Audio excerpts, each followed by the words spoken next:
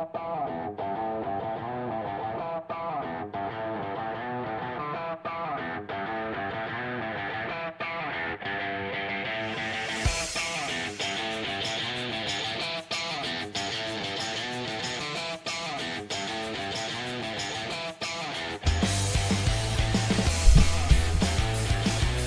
right, good morning, everyone. Welcome to Market Prep. I hope you guys are having an amazing morning. Hope you guys had an incredible day yesterday. There's Peter.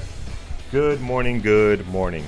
All right, Peter, how you doing today? Sorry about that. Didn't realize the camera wasn't on. Hey, how you doing this morning, Carlos? Doing good, man. Doing good. Hopefully everybody is doing good as well. We had a great onboarding class yesterday. It was a lot of fun.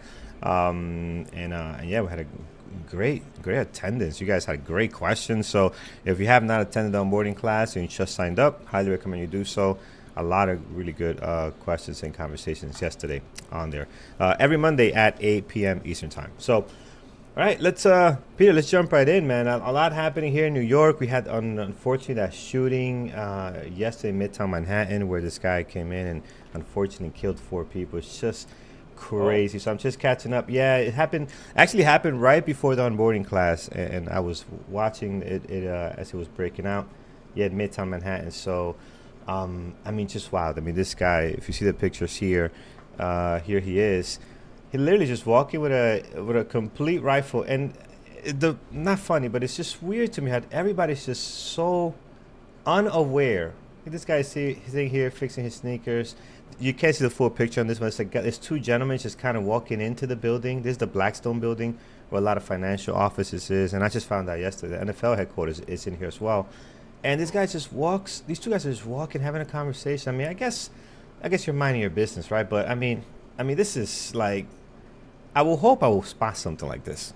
You know, you would think. Well, but maybe they did spot it. What are you going to do about it? Well, you won't walk this way. You know, these 2 guys, you won't walk towards it. You know, and hopefully make a call to 911, I suppose. Oh yeah. So it's just wild. But again, 4 yesterday, including one of the NYC officers that was off duty. So yeah, it's just insane. All right, let's jump into the market, see what's going on here. Friends, U.S. economic calendar. Peter, what is happening for today?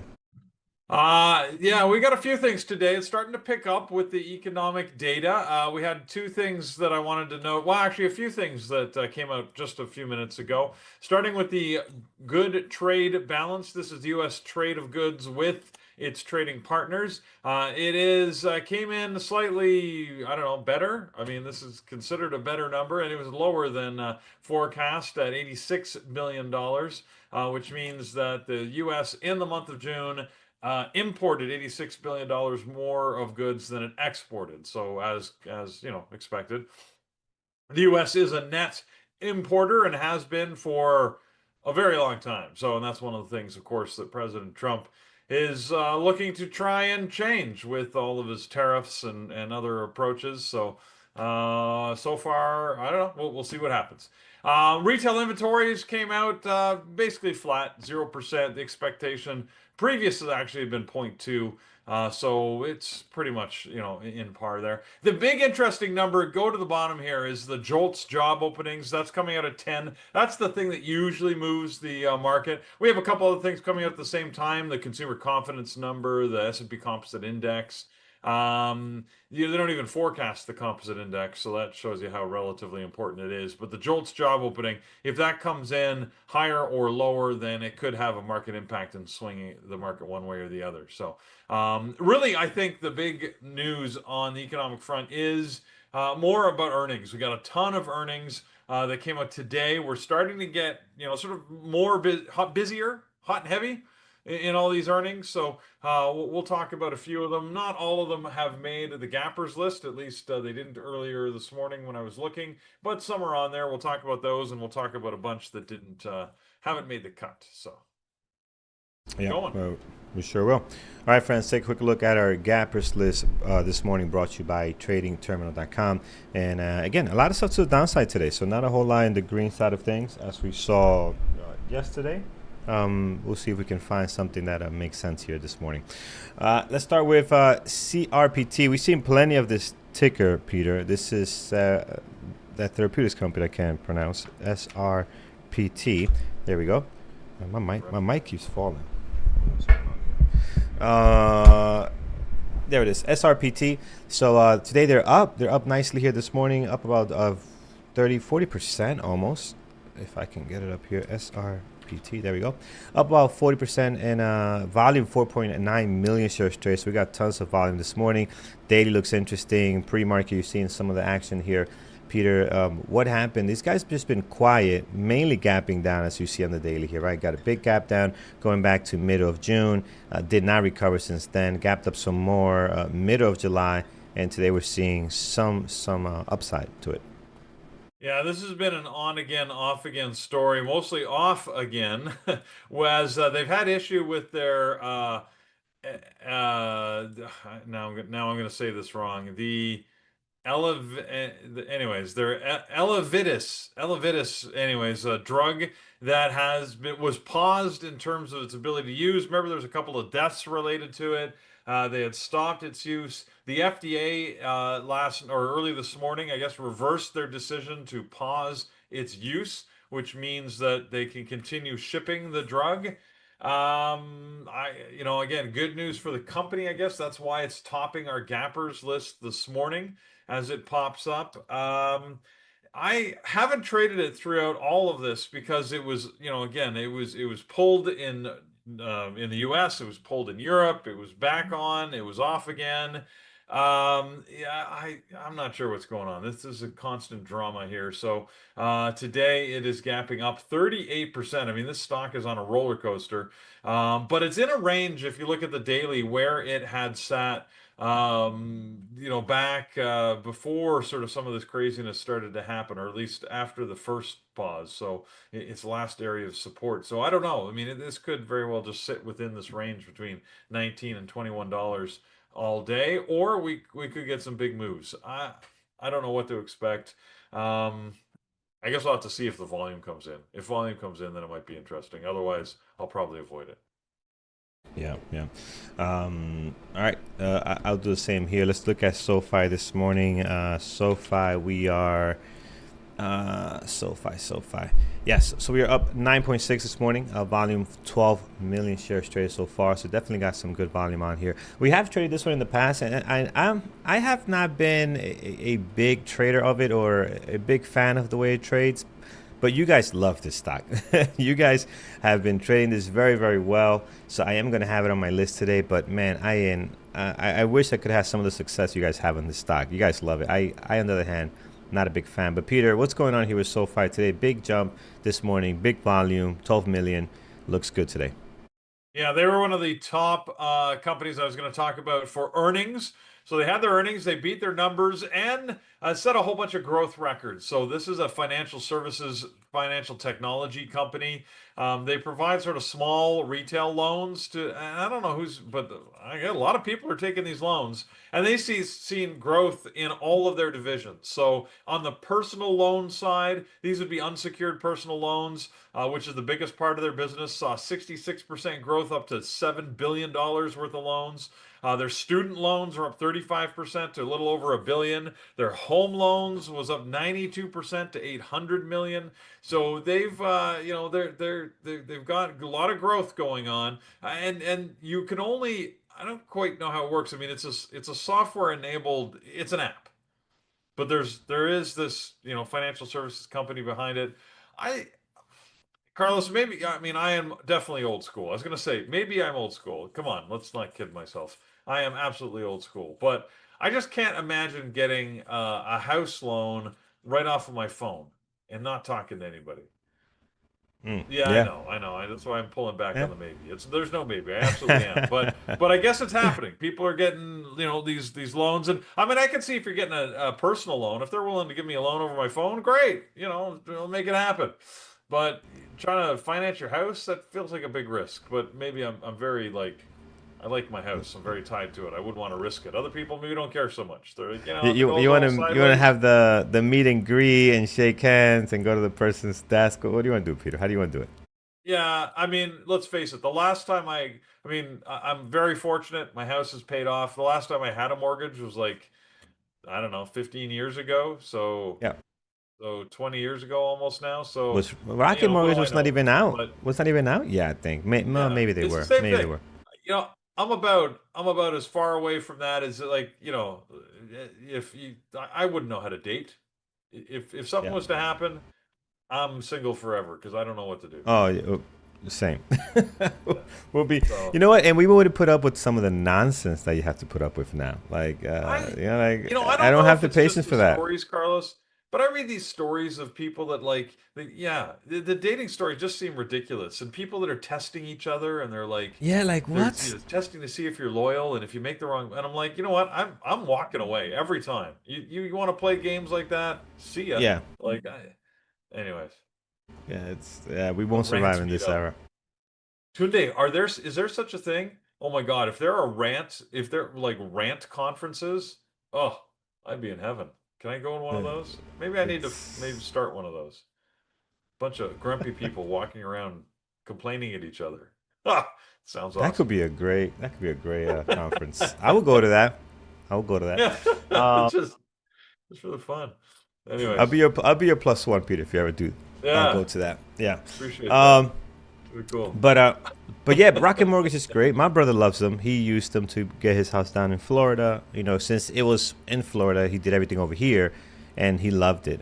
So, again, it I depends, right? maybe maybe our two conversations, we need to combine them, guys. So we're going to do a speed ranting instead of speed dating. I'm going to set up these speed ranting things. You can literally go Oh from table yeah, to table and rant at different people. Wouldn't that be awesome? You could just sit yeah. down and say, "What's your problem?" and start from there. You wanna know what my And problem is? yeah, Yeah, and then I'll and it'd tell be you. great because you'd be like, you do like 5 minutes and then you're gone. So you Yeah. just go, and then off to the next one. Oh my God, that would think of how cathartic that would be. That would be awesome. Anyways, all right, never mind. Let's get back to stocks here. We got work to do. Yeah, we actually do have something to do. Yeah, Yeah. that's as exciting as this is. Let's get off my lawn there. But yeah, let's get to Look, it. the chat room's going nuts with this. I mean, doesn't it sound awesome? What a It concept! I does gotta some. sound fun. We're onto something here, Carlos. We gotta Yeah, do that. we got to Anyways, all right. capitalize on it.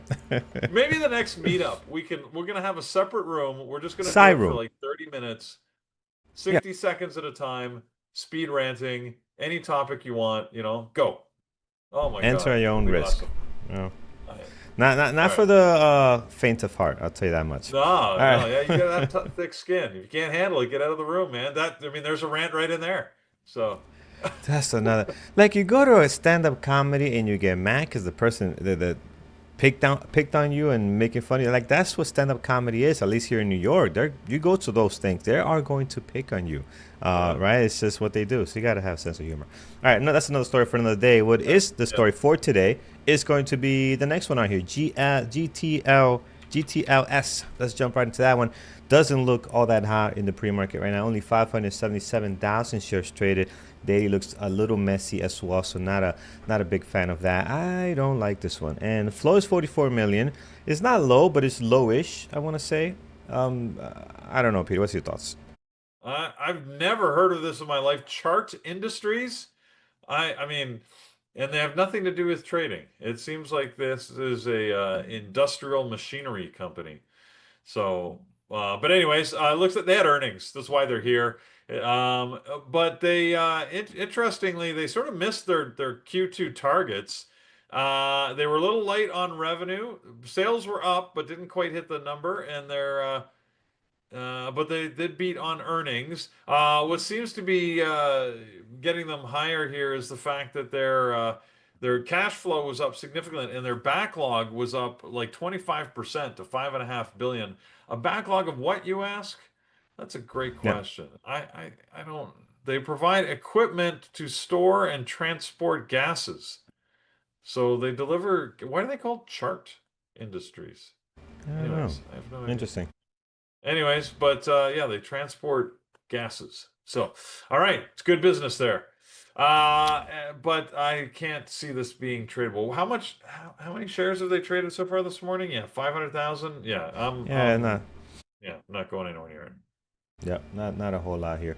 Um, Graggy Graggy Writer says, "Do not sit in the front row." No, man, they don't care.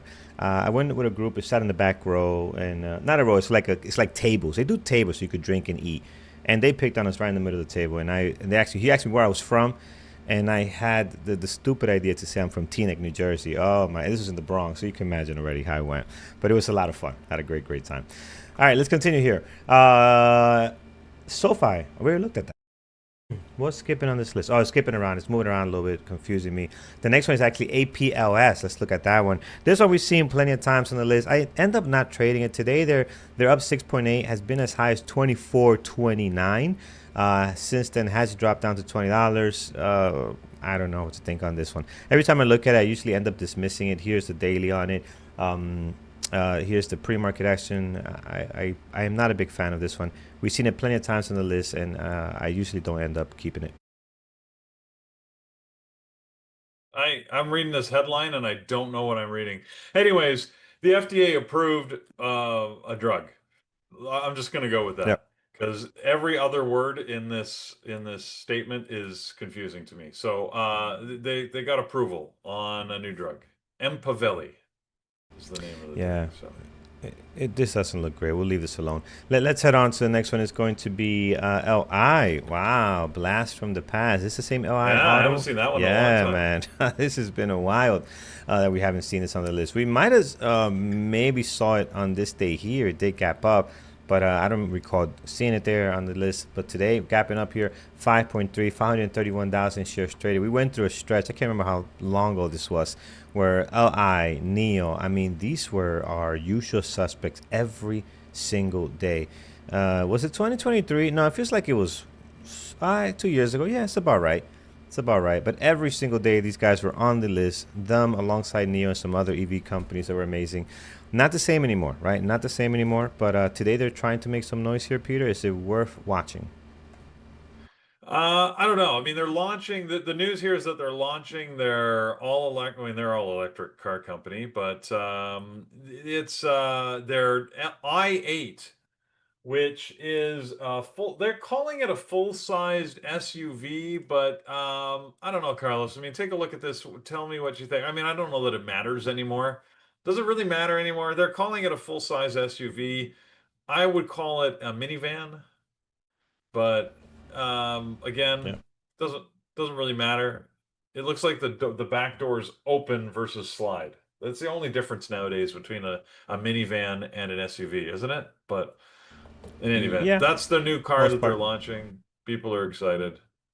Uh, I'm probably this. I tried to watch this a few times because it used to be a lot of fun, right? We used to love watching Li and Yeah. Neo, and they haven't been fun for a while. So I don't think this is going to trade well.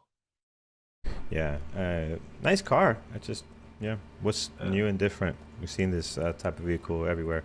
All right, let's take a look on. Let's look on is the next one on the list here. Semiconductor, we are gapping up 2.8, 816,000 shares traded, as you see here. For the most part, pre-market doesn't look all that great. Like, I don't see what is interesting here. I mean, they do have some volume, Peter. Any news to go with this? They well look. So, how about take a guess. I'll give you a Oh, hint. there's two It's things. There's two yeah. things. Yeah. Is some Now it's a AI semiconductor. thing? I'll give you a hint. It's a semiconductor company. So think So industry. I can't go coin then. I can't go investing in. Yeah. No, Think. I gotta go new AI or wait. No, Data center. no, no. Oh, What's the damn big it. news that if you're if you want to jump up in the stock, you just need to have a partnership. Nvidia. There you go. There you go. Yep. They're partnering with NVIDIA on their 800 volt direct current power solutions for AI data centers. So you weren't completely Yep. off. It's both AI, it's AI data center and NVIDIA partnership. But the big Yep. thing that's moving it is the fact that it's NVIDIA that's involved. So Nice. Nice. There so it is. they're throwing everything in this announcement. Yeah, put Nvidia behind it, and you're gonna get a nice little pop. If it, not sure if it's going to last, but you're gonna get a pop Yeah, here. Peter, are you gonna watch it? I don't know. The volume's lower than I would want. Like I'd really want to see this energetic pre-market. it, I mean, I sort of like the news. Again, they've got all of the buzzwords in there. So it feels like it should be good. From a daily chart, it looks like it's well positioned for some growth here. It's not all-time highs by any stretch, but it's sort of recent highs, and it's been on the way up here over the last 3, 4 months. So I sort of like it, but I don't like the pre-market action. So I might, we'll see what else we look at. I've got a whole bunch on the list from Gap or from sorry, earnings that we haven't got Yeah. to yet. So we'll see. I think it might get edged off by some other stuff, but that didn't sound right. Never mind. It might not make the list. That's what I meant. Please don't go rude on me. Don't go crazy on Peter. Yeah, I didn't Um, quite mean it the way that sounded. let's take a look at yeah, so Nvidia, the comment here is great. So Nvidia's unfaithful, partnering with everyone lately, and it's smart. Putting their seeds and their reps here, hey, here.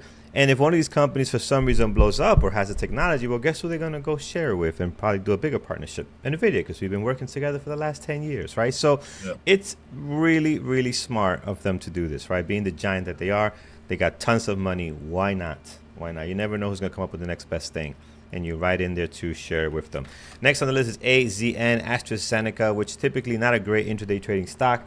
Today they got 1.5 million shares traded, up 2.4. We've seen this plenty of times. Not recently, but in the past, a ton. I don't think today is any different than what we've seen previously, Peter, unless we have some kind of news. And even with news, if you look at the daily here, their volume is very light. I mean, going back before April, like just going back to May, it's been 8 million. In April, they had a little bit of pop here to 15 million, but for the most part, the volume for a $70 stock, it's not great. It's not great. So, and yeah, they are one of the worst trading of the large biotechs, and they are so large. The problem is the drug news that normally moves other biotechs, it doesn't affect them as much, right? They're just a big monolithic company here. But they did. So first they had earnings, beat their numbers, no surprise there. They also today got FDA approval. Sorry, they got FDA priority review for their Imfinzi supplemental biologics license application to treat patients with early stage and locally advanced gastric and gastroesophageal junction cancers. So, some good news there. Again, even despite the earnings and the FDA priority review of their drug, I don't feel that this is going to move all that well. Yeah, same here. In the past, it has not been good for the way I like to trade, so I'm gonna leave it alone. All right, let's go to our gappers list, friends. This is what we have here so far. Only SoFi on our list. QBTS is next. I want to see if that one can make the list here. This one can trade very well. We do like the way this stock trades. So QBTS. Let's take a look here. We are gapping up this morning 2.7. 1.3 million shares traded. Pre-market's pretty flat, right? We got the gap up of 2.7, and since then have been going sideways for the most part. So not really a whole lot to go on. The daily itself does look more interesting. We have been moving very well ever since July, right? So you see the difference in increase in the candle sizes here. Some of breakouts looking pretty nice. The drops looking great. So it's been much better in the last 30 days or so. So I like it, Peter. I will probably have it on my list as there's not much else that looks better off this gap up. Any headlines driving this thing for volume? Not really driving it up, but driving the volume, I guess. Yeah, it's actually been moving the last few days, and we haven't talked about it. That there's the few of these quantum stocks have had some price action. Like well, QBTS is probably one of the better ones, frankly. QUBT was the other one that I was watching, but it doesn't seem to be any on any news. I mean, you got to remember that quantum. Um, it's a long it's a long-term project, right? Like they still think it's going to take years for this thing to really come to fruition and get mainstream. They're announcing launches of like they're building out data centers and they've developed their latest generation of compute devices, but they haven't actually proven that they can do anything useful with them yet. So, I mean, Hmm. don't get me wrong. I'm not trying to be negative. I think it's a fantastic technology, and it's going to sort of revolutionize the way we do computing sciences. But we're just not there yet. So, I think that when this moves, it's probably just on the next hype cycle, not on any particular technology breakthrough. For instance, today, late last night, they did announce that, well, looks like they're trading some executives. IonQ actually stole an executive from Quantum here, and that's, I guess, good news for them. So and these guys, these executives seem to be moving around. The executive that was at Quantum then went to JP Morgan, now is at IonQ. So I don't know what all that means, but why is IonQ moving as a result of that? Well, probably not, but that's the news that I see.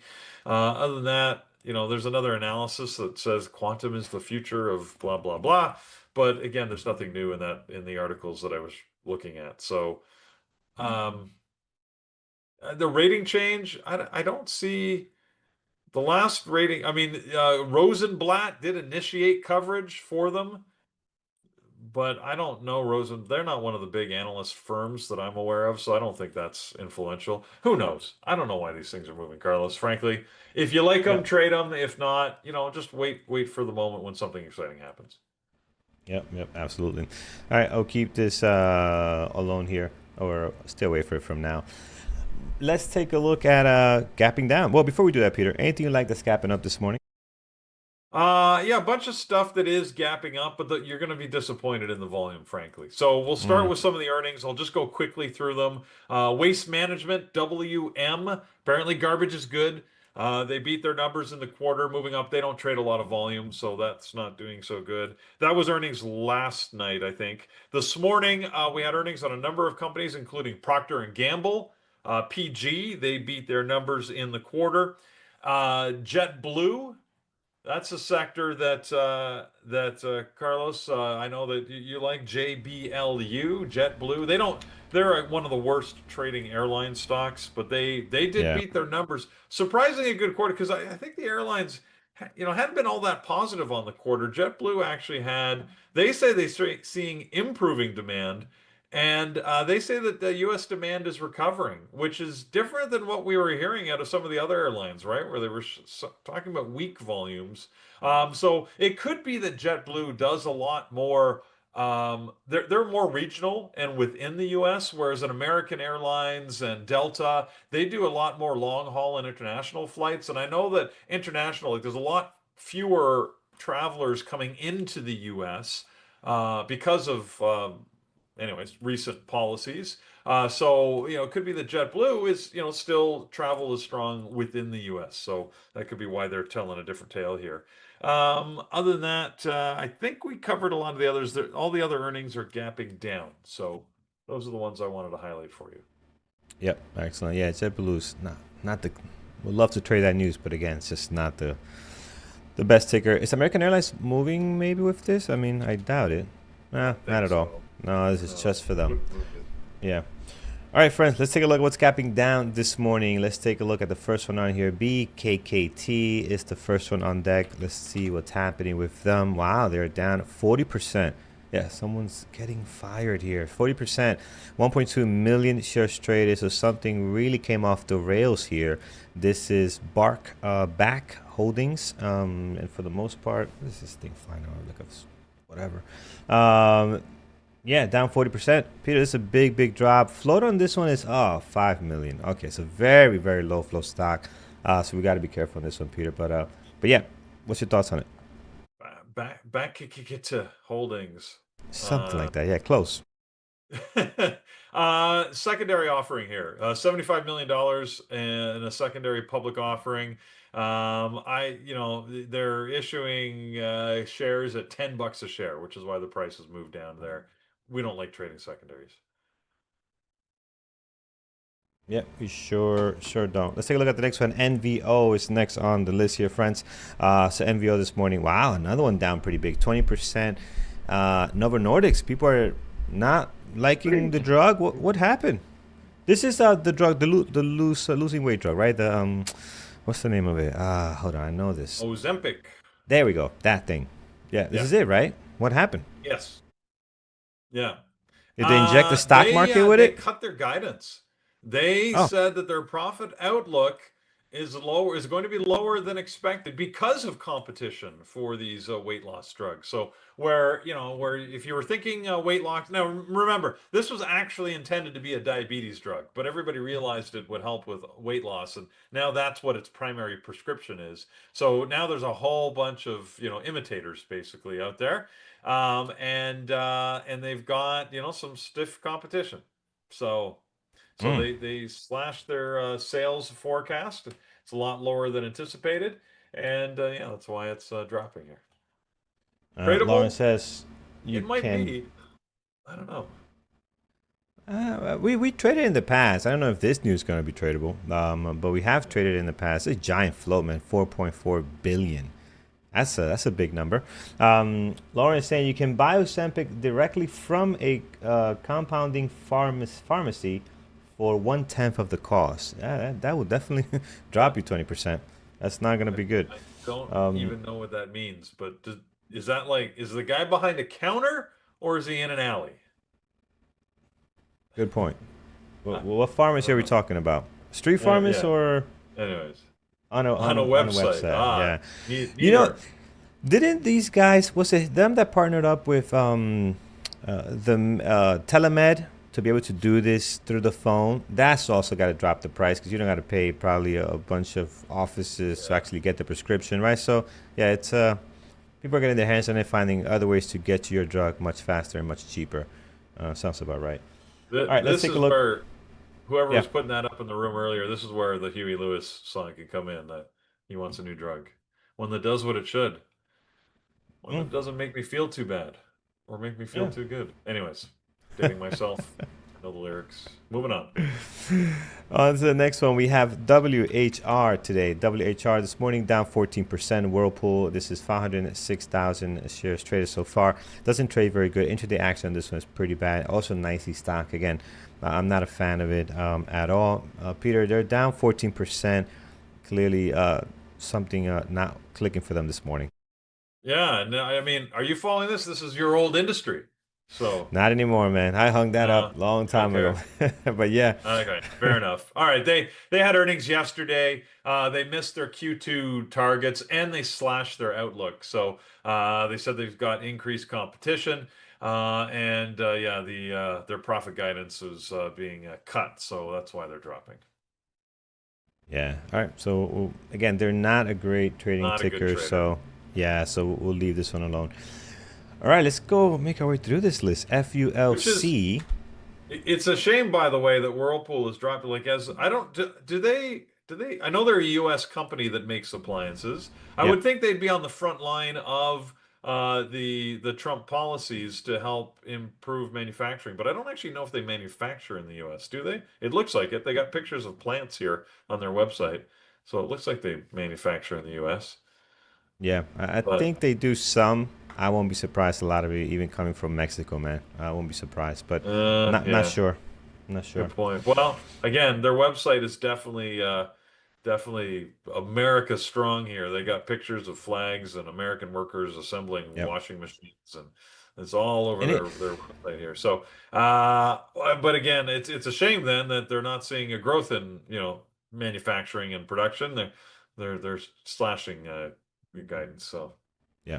oh, It depends on the product too. Like I remember we did our large refrigerators here in Camden, in the right, U.S. because they're so big. The cost of shipping them, you can only get so much in a trailer. It's like 70 or something, depending what size it is. So imagine you're paying for the entire container for 70 fridges. That's it's not cost yeah. effective. So a I lot of mean, them do the bigger stuff here and then the smaller stuff overseas. it's tough. Appliances is a tough. I don't know much about the appliance industry, but I gotta believe it's tough. I happened to just last week I was shopping for a new fridge for my mother-in-law because her Yep. fridge died, and we went to like five different places. And Carlos, it was sort of weird because I don't see this in many other industries. Every single place we went to, from the specialty stores to like Home Depot, they had the exact same selection at the exact same prices. Like Yeah. there was no differentiation. So in models, or at least not at the general consumer end. High end, there was lots of differentiation, right? If you wanted to buy a $12,000 fridge, then there's all sorts of different things you could get and negotiating price points. But just at the, if you're looking for a fridge at, like $1,500, exact same price, exact same selection everywhere I went. So. Yeah, yeah. MSRP protection plans and all this stuff. They have rebates in the back end. Yeah, they protect themselves from. They work. All these guys know each other too. It's so fun. Like the sales manager, they all know each other. They all know the sales commission rep. It's crazy. So they all work with each other to not get screwed on these things. But yeah, it's a very boring business. That's for sure. All right, Yeah. let's take a look Yeah. here. What else we have, friends? Let's go over to our list. Man, this list not providing a whole lot. Only SoFi on my list. QBTS is a close second, so I'm probably gonna put that on the secondary list. Let's go to Spot and then Bro. I gotta see what Bro is about. So here's Spot. This is Spotify Technologies. We are down 7.5, 441,000 shares traded. Peter, what's driving Spotify down this morning? Yeah, earnings. So they had earnings this morning, and we're all over the place on earnings, by the way. Some are beating their numbers, some are missing their numbers. Spotify's on the losing end of that. They missed on revenue, is a really sort of a surprise loss. And they'd been doing well. They'd sort of been up at record highs. Their stock price. Look at this. It's a $700 stock, or at least it used to be. Now it's a $650 stock. But anyways, yeah, they basically see they saw growth in their subscribers, but at the same time, had low earnings in the quarter and a weaker forecast than anticipated. So that's dropping them. All right, there you go. Let's just dropping them here. Last one on here is going to be for us. Then we'll give it off to Peter. I know some more earnings we got to cover. Is Bro? What is Bro? What is Brown and Oh, Brown? Brown and Brown, and this is down 7%. I don't think we ever seen this ticker before. Down 7% here on the daily. Pre-market's really, I mean, this doesn't look this doesn't look great. 336,000 shares traded. Really not a whole lot happening. So yeah, not as exciting as I thought it was going to be. Peter, anything on it? I mean, it looks like it's earnings. I don't. They're a insurance broker. I've never seen them on our list before. It doesn't look like their earnings were all that bad. I don't know. There's not many analysts following these guys. One year, a 9% increase in earnings per share. But I don't know. Their numbers look okay. I'm not sure why it's gapping down so much, to be honest. But and frankly, based on what I see pre-market, I don't care, to Yep. be honest. Yeah, I don't like it. All right, Peter. Wow, this slim pickings today, my friends. SoFi only on the list so far. We've been through quite a bit of a tickers here on the up and down list. I am going to add, I will add QBTS to the list. So I am going to add that as a secondary QBTS because they can trade very well. But Peter, take us through what you possibly could have here for us because, man, we need something. Yeah, I got a couple of misses and maybe a couple that you want to watch. So I'll start with a miss here. Tilray, this is more nostalgic because we used to watch this TLRY. It was one of the pot stocks that we used to watch. They had earnings. They beat their numbers, but are gapping down. They typically gap down. This is a 60-cent stock. What I love is just zoom out on the daily. We have to go back and remember the glory days of Tilray. Again, 60 cents. How the mighty have fallen. This stock was at a peak, what, $70 to 60 cents? No, sorry, $300 if you go right back. Yeah, so yeah, 300 to 60 cents. So you're literally down. It's gone down 99.8%. Yeah. So yikes. Okay. Anyways. And Uh, this was the one that happened like in one day. I remember this is like a day, shot up to 300 yeah. and shot right back down. It's wild. But even if you count half that price, right, from 180 to 60 cents, it's still down 99 and plus percent. So, Oh yeah, yeah, well, anyways, it had its moment. Procter and Gamble, I think, did we mention that already? I think so. They no, they beat. Sorry. How about one PayPal? This one might be interesting. PayPal had earnings, and I was sort of surprised to see them on the gap down list because they had SoFi is on the gap up list, and PayPal's another finance services type company. They don't provide the loans the way SoFi does, but they beat their numbers and raised their guidance. So it actually it looked good to me. I thought, okay, well the numbers are good, right? Why isn't it gapping up? It seems that maybe they overshared. They provided a bunch of business metrics about a company, sort of back end stuff. And analysts, I guess, in digging into that, said that they didn't love some of the data that they got um, because because their mid single digit guidance was at the midpoint of the analysts' expectations, but some of their branding experiences didn't deliver the results anticipated. So again, this is interpreting some of the results that they got. I don't know, but that seems weak to me. So why is it gapping down? I don't know. I'm just thinking that it might be worth watching because this thing could put in a recovery. I'm not sure. I've been disappointed watching PayPal in the past. So I think I'm going to put this on my secondary list just to keep an eye on it, but I don't have a lot of hope that I'll get a trade out of it. So, but there you go. That's one. I think we talked about Spotify already. How about UPS? Doesn't get a lot of volume pre-market because it is a New York Stock Exchange stock, but UPS had earnings and the mixed picture here. They beat on revenue but missed on earnings. Now, UPS in the past has said that they've seen a lot of impact by tariffs with lower package shipments.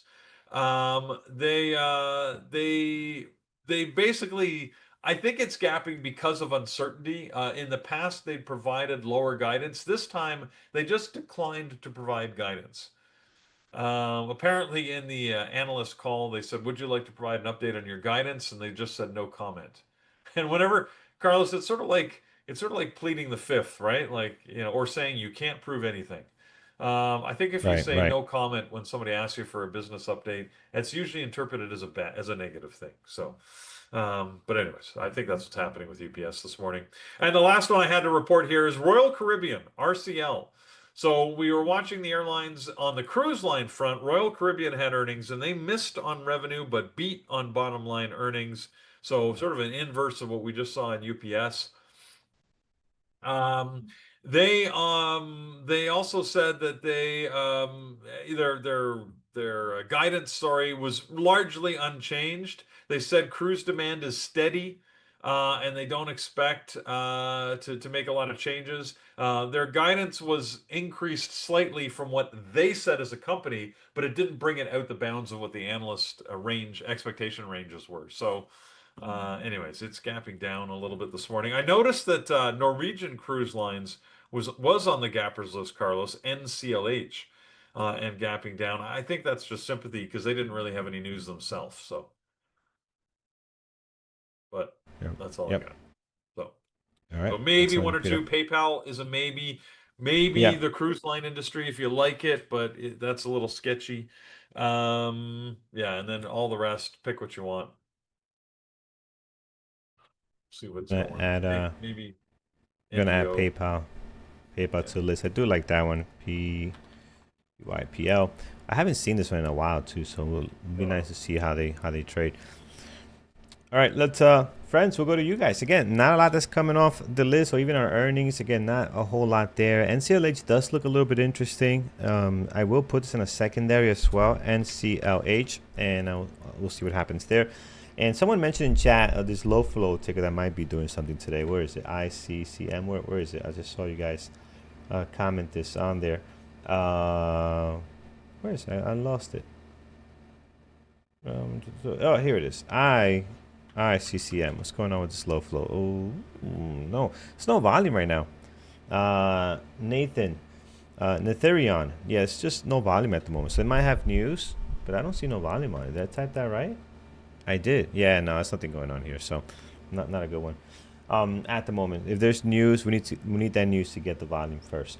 All right, friends, let's see what you guys like. I'm going to look at our chat room first, then we'll look over on YouTube, so get your tickets ready. We'll get rocking and rolling. And as you guys do that, we'll see if we can find something else. And then we'll start looking at some of our usual suspects. I saw a lot of you guys mentioning AMD. AMD, yeah, AMD is just, wow. AMD is trading better than NVIDIA lately. I mean, it's just on a tear. It did that yesterday. It's going to be front and center on my list today, Peter. It's going to be front and center. I'm going to put AMD right there in front. And yeah, gonna be watching it very closely. Steve, we did look at QTLS earlier. Again, it's gapping up here, but this is the chart industry, so they do gas for some stuff that Peter was explaining earlier. I am not a big fan of it. So if you like it, put it on your list. It's gapping up 15%. So again, it depends on your trading style, what you're looking to accomplish there. UNH was on our list as well. We didn't get to it. You know what? It's a tough trading ticker. It does have 4.3 million shares traded. So that's quite a bit for the pre-market. So that is interesting. It is a nicey stock. So the price action is a little bit different. Not that it's bad. It's just different than it is on the NASDAQ exchange. Down 5.2. Peter, is this earning too? Did you mention it? I'm sorry if I missed it. UNH. I think this is just a sympathy move. You know that shooting that you mentioned at the Yeah. start of the show there. A Blackstone executive was one of the people that were killed. Whether they were targeted or not, I think is unknown at this point. But Yeah. I think it's just because it's reminiscent of the shooting of the United Health executive. Oh, yeah. It's Yeah. got the stock move. That's my guess because I don't see any news on UNH. Yeah. Well, this guy, and again, this has been a thing in the past. Oh, So did they have is earnings? he Was was it he was I didn't looking. see. When were the I'm not earnings? sure. Oh, He was apparently targeting they the did have NFL. earnings, actually. My Yeah. bad. Sorry, you're right. Oh, okay. Yeah, because They this did guy have was earnings. targeting the NFL. He had a note with him with the CTE, and they want his brain to be studied. He was never. I was looking up his name. He's not a football player, but he was in high school. But I don't see him as an NFL player. But he was targeting the NFL with this CTE thing that's going on, which I think is real. Come on. But the NFL is not going to admit this. Too much money to be lost talking about, hey, yeah, your kid can come out with some brain damage if he plays football. Of course he can. He's taking hits to the head. Of course it's going to happen. But it's such a cash cow for the NFL. They're not going to come up with this situation. I think Will Smith did a movie on this. It was very interesting. But yeah, money. Hey, don't mess with the NFL's money. It's just it is what it is. All right. So UNH earnings on this one, Peter? Yes, apparently they did have earnings and provided a disappointing profit outlook. All right, there you go. Could be tradable today, guys. It's got great volume this morning. So if you do like it, put it on your list. But for the most part, Yeah, yeah, it's well, I mean, there's a lot of like maybes here to watch today, right? It's one of those days yeah, where nothing immediately leaps out as the thing I want to focus on, but there's a whole bunch of things that just might be okay. It's tough to tell. yeah, yeah. Yeah. All right, let's see what else, friends. Let's take a look at you guys over here. So what else? VM, WM. Oh yeah, waste management. Yeah, we did talk about that one. So if you do like this one, it is in play today. You do have something going there. NCLH, I do have that on the list. I have it on the secondary. And NC, NCLH. There we go. So I do have that on the secondary. I think it looks good today. You got the nice pre-market there. Let's see if at the market open we get a little bit more volume and it becomes tradable. Usually CCL is much better, but they're not really the ones in play today. NCLH is definitely the one on it. So we'll take a look at that one, have it on my secondary list. What else? NVIDIA. Yeah, NVIDIA is going to be on the list. It always is. I mean, it does trade very well. Today, 5.6 million shares traded, new all-time highs. That is awesome. So, again, continues to crush it here. Yeah, we'll be on the list. And NVIDIA's, man, it gave us such a hard time the first half of the day. And then I'm sure you saw this, Peter, because you trade all day here. Just take a look. 1 o'clock, it does this beautiful push up and ends all the way Yep. at 176.80 plus. I mean, New, just awesome. new all-time high. Just awesome. So, yeah, gotta have it on the list. Gotta have it on the list right here next to Nvidia. But again, although Nvidia is hitting all-time highs and making all this noise, AMD, man, AMD is where it's at. I mean, this thing's been trading very, very good right out of the gates. Yeah, Nvidia, we get it. We give you your flowers, but AMD's on it. They're trying to get to their all-time highs. Which, if I look at the daily here, where is this? This is no, they're far from it, but they're pushing. They're at 227, right, Peter? That's yeah, that's pretty high. Or have we been higher? No, AMD's trekking here. So trading very, very well as they're playing catch up. But again, very, very nice. All right, let's take a look. Gonzalo, good morning to you. Welcome, SBET. SBET is not Am I typically. back? Can you hear me, Carlos? Now I can. Yeah, did you disappear? Did you fall off? What happened? Whoa, that was weird. Okay, yeah, I just got an error message. Zoom quit unexpectedly. Anyways, all right, we're Oh, back though. okay. All right, That's good, odd. good. Glad you're back. Here's SBET. Again, SBET's a tough trader. Not the easiest stock to trade. We watched it plenty of times. I'm not sure about this one. I'm not a big fan of it, so I'm gonna keep it off for now. Let's take a look at a few here in our YouTube chat, friends. Netflix. What is Netflix up to? Not NFL. Netflix. There we go. Netflix. No, I don't see anything happening on Netflix. There's no volume. 34,000 shares traded on. I mean, not that they trade a boatload of volume, but I don't see much taking place. They have been taking a little bit of a dip here. I guess Happy Gilmore's not doing it for them. What's going on? Yeah, I don't see much taking place with them. And with the volume they're getting now, they have to split. They have to split the stock into like one, 10 to 1 or something, so it maybe can get more volume. It can be tradable.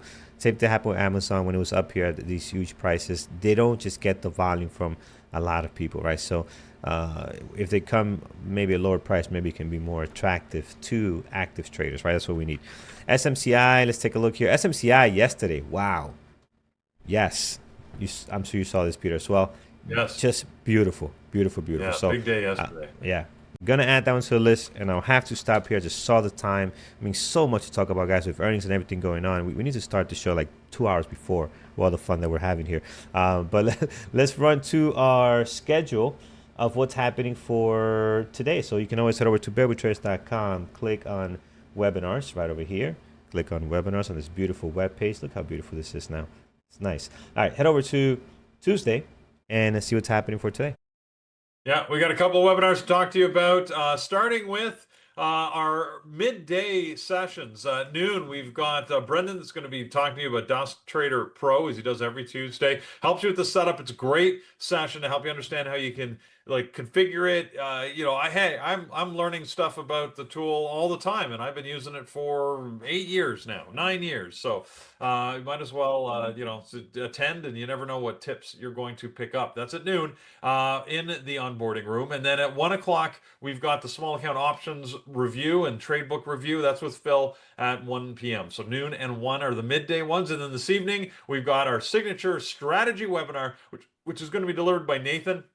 Excuse me. And he's going to be talking about how you can use Bookmap to spot trade opportunities. So he's sort of a resident pro on Bookmap, and it's a great way to visualize trade volumes. If you're not familiar with it, then you can get to know it. If you are familiar, then he's going to give you an idea of how you can more effectively use it in your trading. So those are our 3 sessions for today: noon and 1 and 8 p.m. So hopefully you'll join for those. The 8 p.m. one, by the way, is only for elite members. It is in the webinar room. So, and if you wanted to be an elite member, well, you can always join. Go to bearwithtraders.com.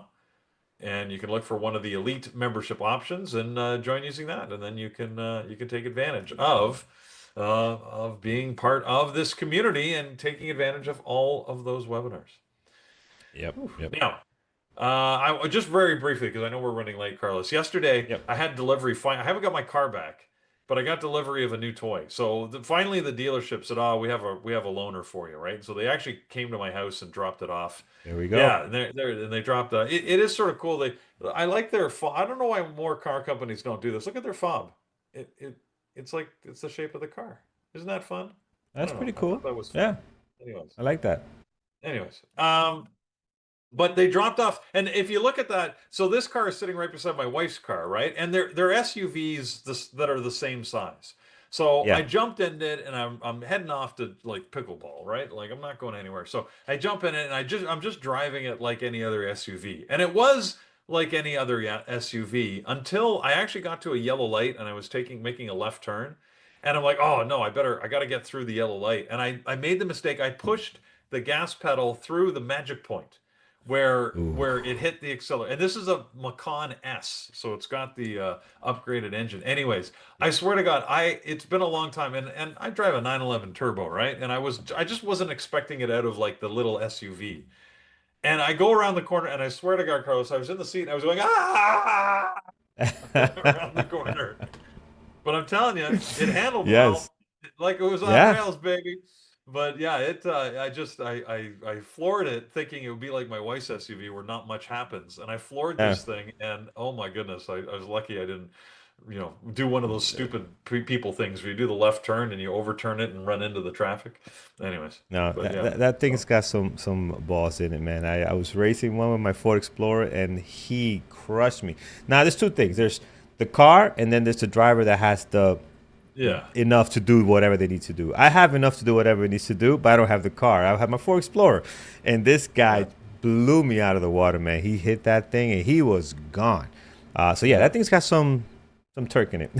Yeah, no, it's not the electric version. It's the gas version, which I meant. Yeah, electric cars have tons of torque. I gotta admit, the throaty notes when you turn it on is still nice. You just don't get that out of an electric car. But anyways, never mind.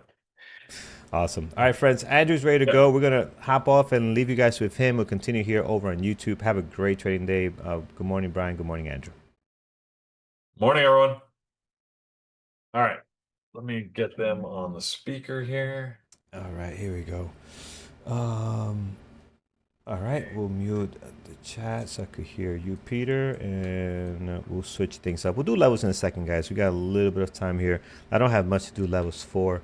I was racing in my first, yeah, not racing, but I do push my Ford Explorer pretty good without the kids in it. I drive very different without when the kids are in it. I'm a very slow driver. It's not often that I do that. But just sometimes people want to do stupid things on the road, and I just got to say, you might have the car, but I got the balls. All right, so don't mess with me. It's always like that. You could have the car, but if you Carlos. don't know how to drive that thing, I am going to destroy you. Yeah. Um, all right, Carlos is going up on two wheels around I'm corners going in on his two wheels. Explorer. Yeah, man, going on the shoulder if I need to get around you. And, yeah, doing all kinds of madness. That's a New Uh, York driver right there. And I got a black one, all black rims, and it looks like a cop car. So it works in my favor sometimes. All right, let's take a look here. Switching things up, and then we'll do. I'm just getting my screens ready. You know what? Before I do that, I gotta do levels for you guys. Let's do levels, right? So here's our list. We'll start with, and then I'll bring Peter in on the bottom screen in just a second. But let's get the levels out the way. 3 minutes here. 2.5 actually. All right, so AMD is hitting some really nice areas. He's been trading very well. High of the pre-market 176.55. The low is right at 140, 179.90. And if you look at the daily here, we're surrounded by well, towards the bottom, plenty of highs and lows for the last two trading days, previous day close. Anything above, we got to go back to this area here, June, July. So I'm gonna come in here. I'm gonna mark down just a couple of levels. Oh, 179.50. And right up here, of course, 184.61. That'll be a stretch, but we'll be ready for it. Next one on here is going to be NVIDIA. NVIDIA is an easy one. I mean, you don't have to do much besides the pre-market high, right? And the pre-market high is the all-time high for today, right, Peter? 179.62. That is beautiful. So 179.62. We're just dropping here, creating a new low of the pre-market at 171.77. And then yeah, 177.71, and that's all you have. Towards the bottom, highs and lows for the last two trading days. You don't have anything up there, so you're sitting at all-time highs. All right, next is SoFi. We might not get total. I'll stop 30 seconds before. SoFi is looking good. Pre-market, they're looking very well here. 17 million shares traded. That's pretty nice. 23.49 is the high of the pre-market. The low is pretty much slamming into the highs and lows from yesterday, so that's good. A couple of levels I want to mark down. 22.02. And also 27.74. Yep, we'll stop in 30 seconds. And this is all-time highs, looks like. It is. It is, unless you can prove me otherwise. So we'll leave SoFi just the way it is. And then PayPal. Let's do PayPal quickly here. PayPal towards the bottom. Low of the pre-market being set right now is 71. So we'll slam one there towards the top. Highs and lows of the last two trading days. The high of the pre-market is going to be up at 80.65. 30 seconds left here. And then you're surrounded by the highs and lows in here. Towards the bottom, we're going to get a couple of levels. It's going to be 69.76, 68.44, and then right in here, 73.11. We'll leave SMCI for a little bit later. And yeah, let's get ready for the market open. 10 seconds for the bell, and let's get our screens ready. Gonna watch Novo Nordisk here at the open. Remember, it's a NYSE stock, though. I gotta wait for the volume to come in. Here's the bell. I see NVIDIA dropping on the open, so keep an eye on that, too. All right.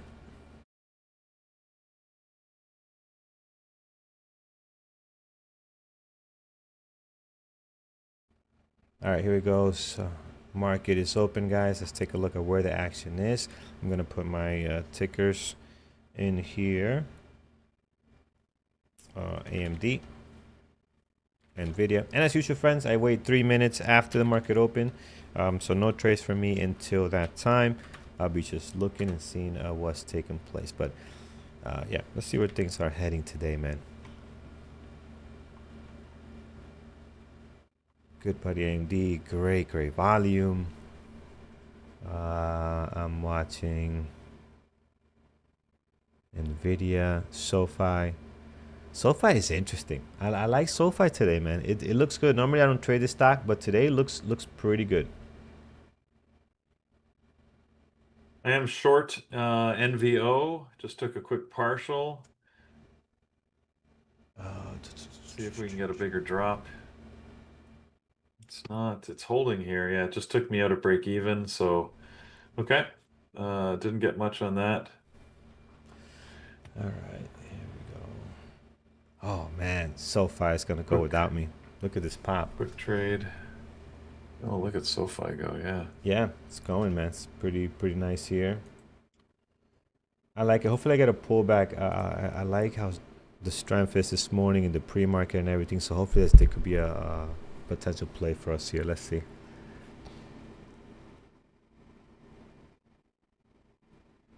Let's see AMD's.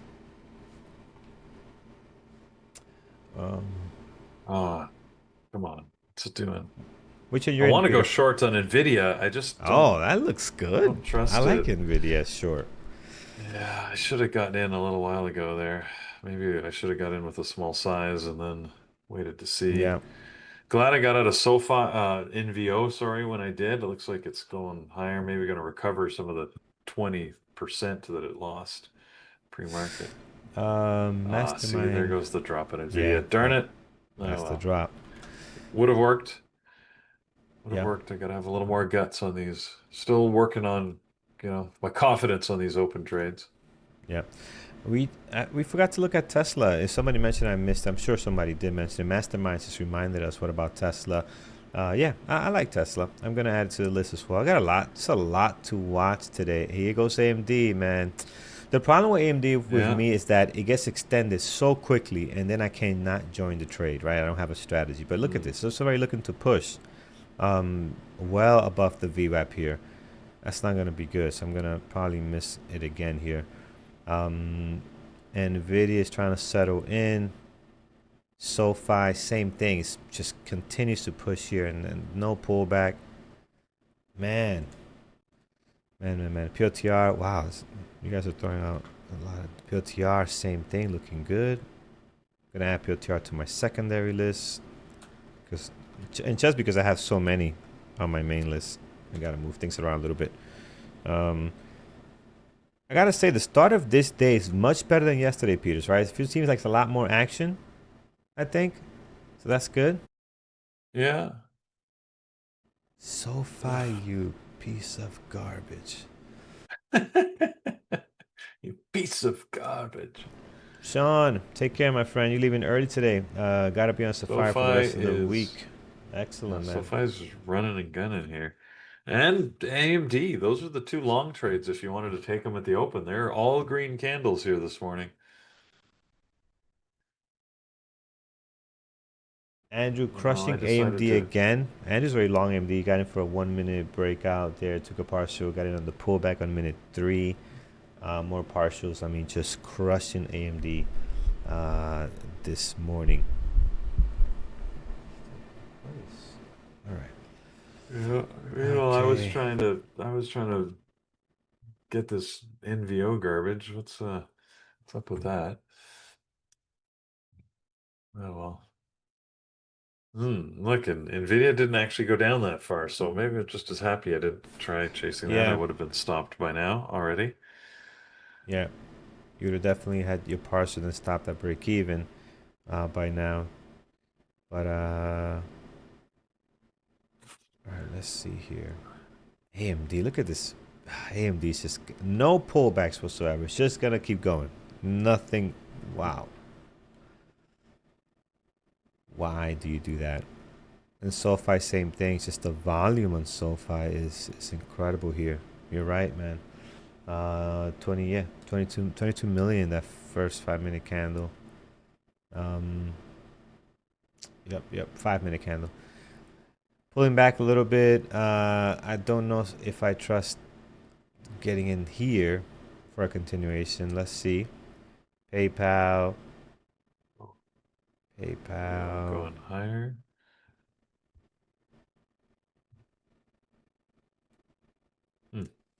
Interesting. No, Peter did not kill it on AMD. He's been watching No. Nvidia. Yeah, I am. That's why I can't seem to handle the Oh, longs. You think I should be able wow. to, but Look at that's like a AMD. mental block on my part. This is frustrating. All right.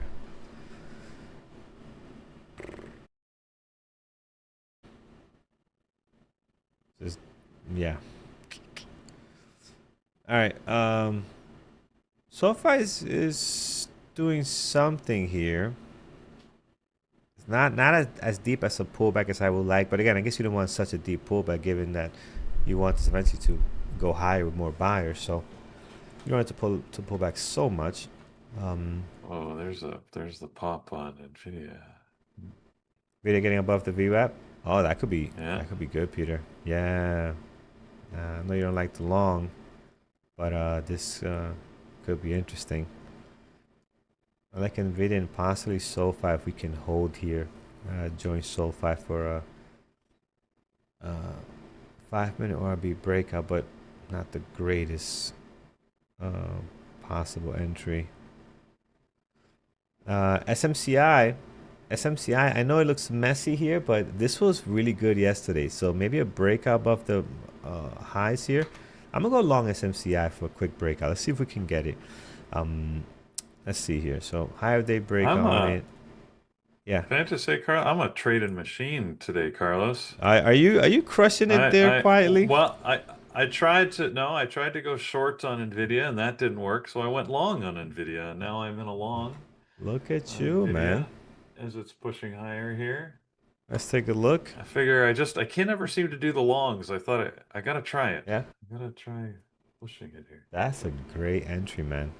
I like that. It's a little higher than I would have hoped on my entry, but let's see what we got here. And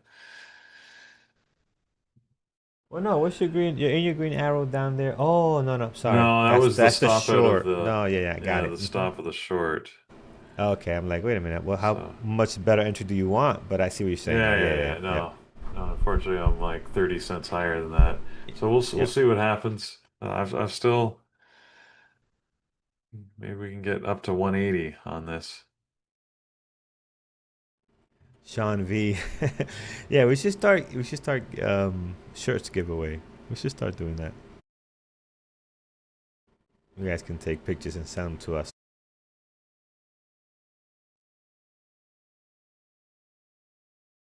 Definitely, definitely. All right, long SMCI. And also still watching SoFi. I think SoFi could be a really nice breakout here. Um, yeah, I like SoFi, friends. Normally I don't trade this stock, but I do like it for a bounce. Let's see.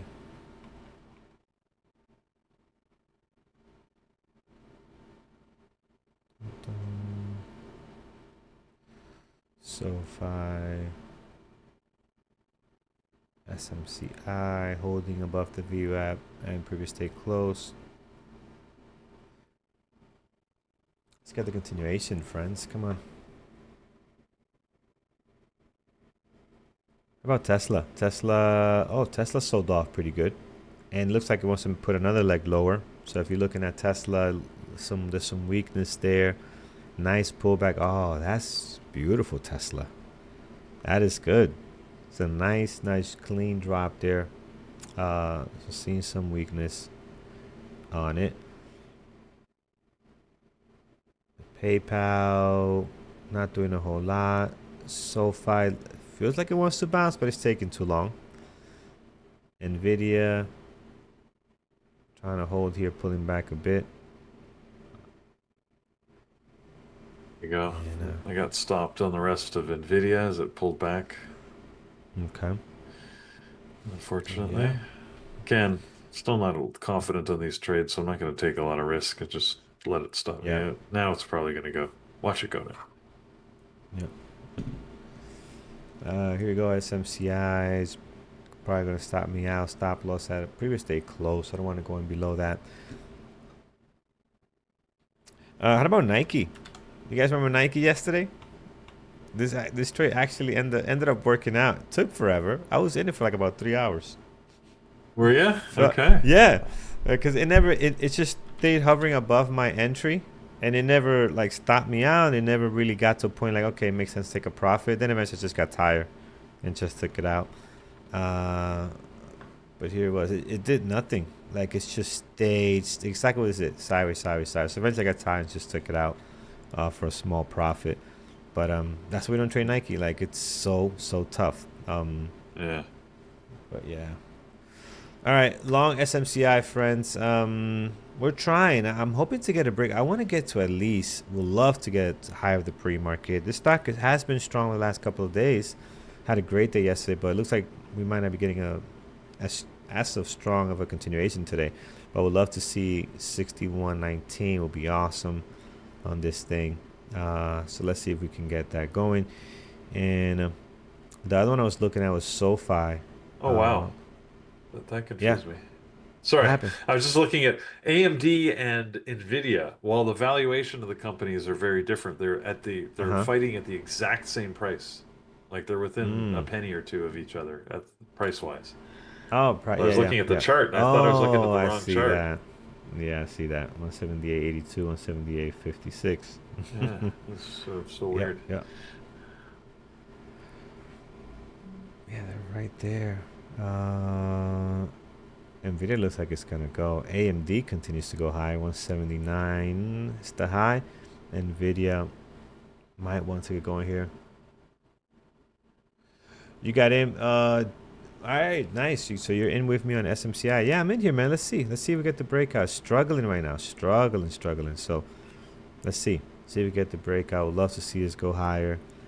We got to Yeah, hold this it's period, not stay looking that close great in this right now. VWAP. Yeah, it's not, man. It looks like it wants to, but then it's just we're not getting the continuation on it at all. So previous day close. So we'll stop out here. It bounced from here last time, but now it looks a lot more heavier, as if it's going to drop. So we'll be ready. Let's get hands on hotkeys here to stop out if we need to. Let's get the 1 minute. We keep coming right to it. Mm-hmm. We keep coming right And to then it, bouncing off. bouncing It looks, I back. mean, Yeah, but like you you said, know what? it could go either way right now. Yeah, but if we don't get to break this high, then I see it coming down like this, right? So, So I you don't see you it. wouldn't add like right here, just I No, guess no, not. no, It no, doesn't no. I make wouldn't. sense. I wouldn't. Oh my. Okay. Yeah, that's a mistake. That's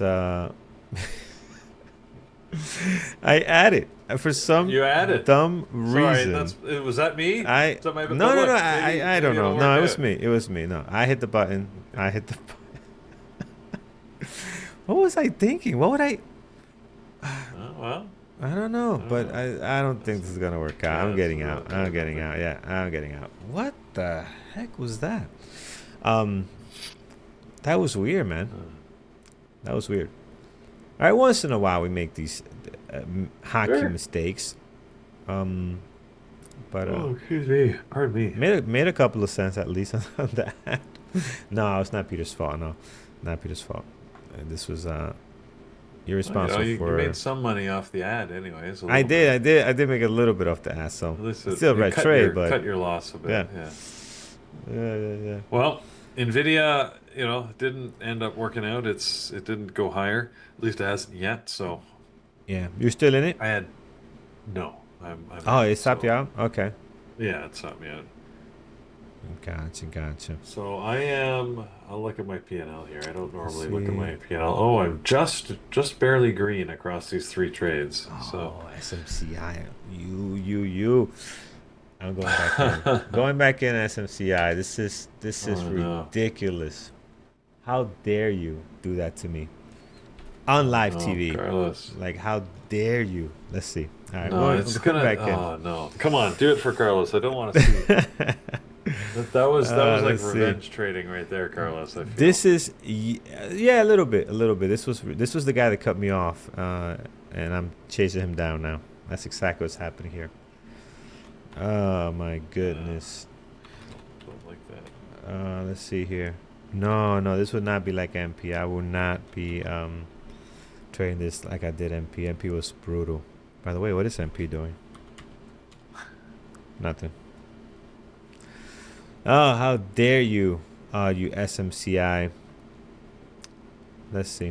All right, so we're back long SMCI. I should have just kept my mistake. No, that was the right call to get out. I meant to get out here. This was the right call. Get out of the trade. Um, let's see. I'm back in. Let's see if we can hold here. No, it's gonna play me. It is going to. So I'm ready to stop by if we need What to. happened here in the chat room? What happened? I don't know. Is Andrew frozen? Good. Hold on. Andrew's camera's frozen.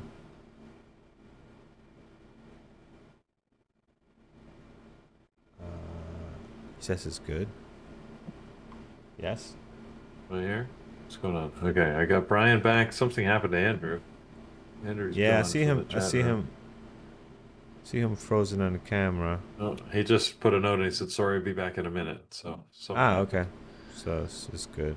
I reloaded the room and his camera's gone, so it's not active.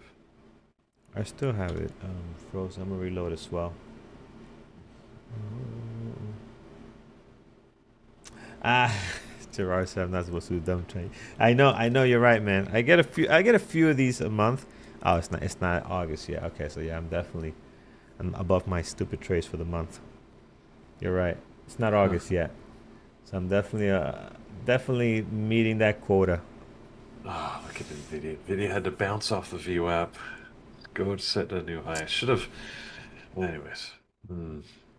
Let's see if this trade is gonna work. Struggling on SMCI. UPS has been dropping. Maybe I should have looked at UPS for a short. Look at that. It's UPS. Yeah, I see that on the screen. Yeah, that could have been nice. Tesla too. Hmm. Tesla had a nice drop, and what do they do now? Still, alright. SMCI is trading so bad. The price action is so bad. I should not be in this trade. This is so bad. Mike says Andrew's in the shower. If he's in the shower, I'm holding on to this trade for dear life because if it's in the shower, this trade's gonna work out because that's a strategy. Whatever trade you take, and Andrew goes take a quick shower to refresh. Yeah, that's gonna work. Oh man. That's guaranteed win, Oh, eh?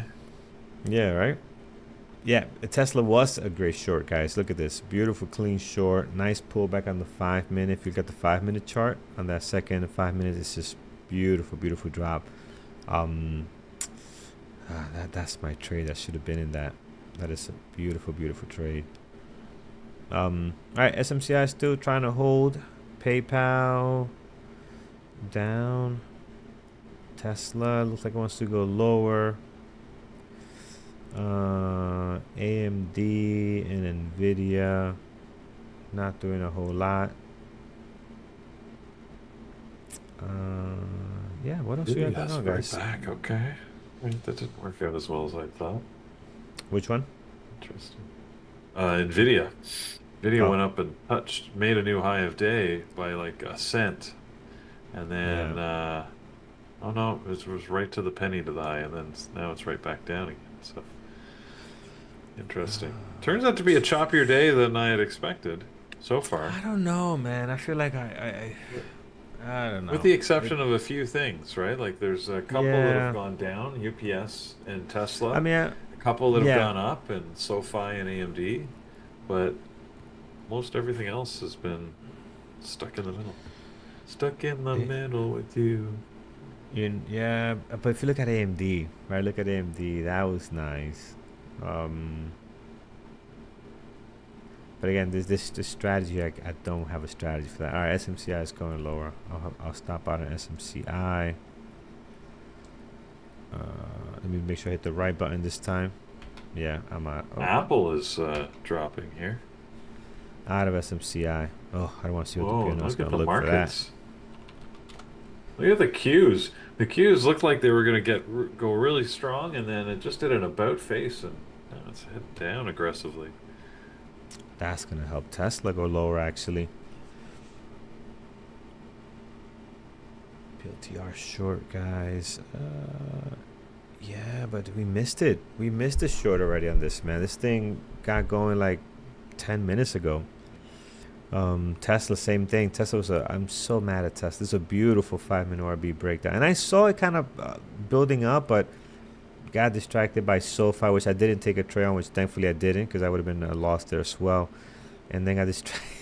SMCI. I'm going. Uh, I know, Carlos. Don't do it, man. You're just chasing this thing back and forth. What you need to do, if you're really going to do it, you gotta go long at like 60. And well, you're on mute, I think, Carlos. Oh, Can't yeah. hear you. Okay. Yeah, I'm not going to do it, man. I'm not going to do it. But you're right. If I want to go long, you got to go long here because it's just At ranging. the But low not. end of the range, yeah. Yeah, I'm not a range trader, so I'm not going to do that. Man, you are so messing with me today. Yeah. Um, It looks weak to me. oh, Like you it's did, setting Melanie? lower highs. Look at the lower highs, like 1, 2, 3, 4, sort of No, yeah, it's not little a trading bounces. it. So I don't. I mean, who knows where it's gonna go though. No, it can go either way. It can go. I'm not trading. I'm not gonna do the MP mistake again. Yeah, Melanie, I missed it if you called it out. Sorry about that. Missed it. James, do it, do it. No, wait, man. No. No, no, no. I am not doing that. PLTR. No, no, no. All right, we're stuck in chop. We're stuck in chop right now. We just gotta wait. Everything I'm looking at now is just sideways, except Tesla and PLTR. Man, what a messy start to the day.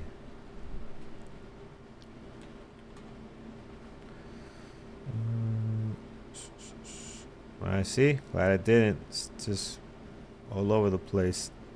See that? That looks good. That price action looks good, but then it gets bad once it gets to 60, 15. Mm-mm-mm.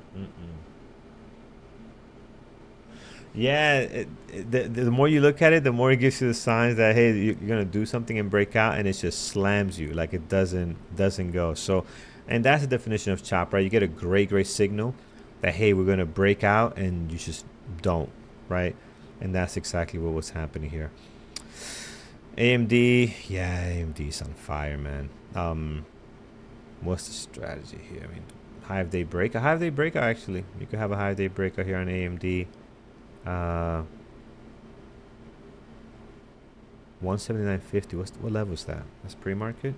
No. So yesterday. Oh, that's going back. That's going back to a couple of months back, maybe last year.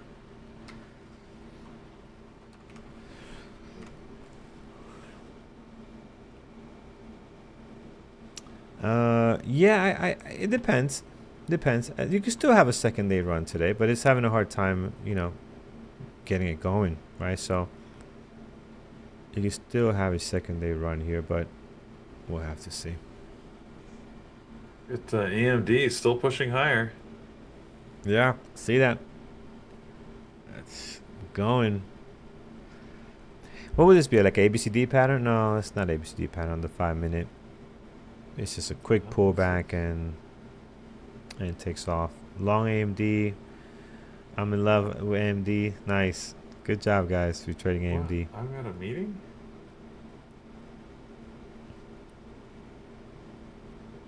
Peter, don't miss meetings, Peter. SoFi, SoFi. SoFi looks good. I like SoFi earlier. Looks much better now. Do we have the push to go higher? Like P Capital meeting? No, it's one of my charities. Oh.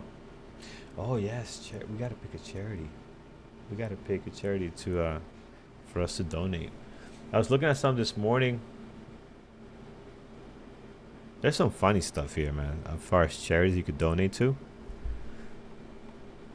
Some of the names, I'm like, why in the world will we donate to such and such? Like, that doesn't make any sense. It's more of a leisure than an actual charity. Like, think of charity, I think of like saving lives or somehow. I don't know. I guess you could do a non-profit for almost anything nowadays.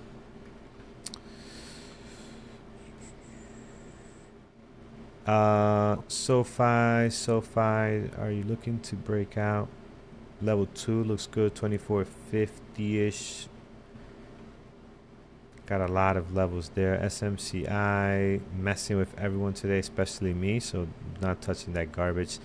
PayPal, no good.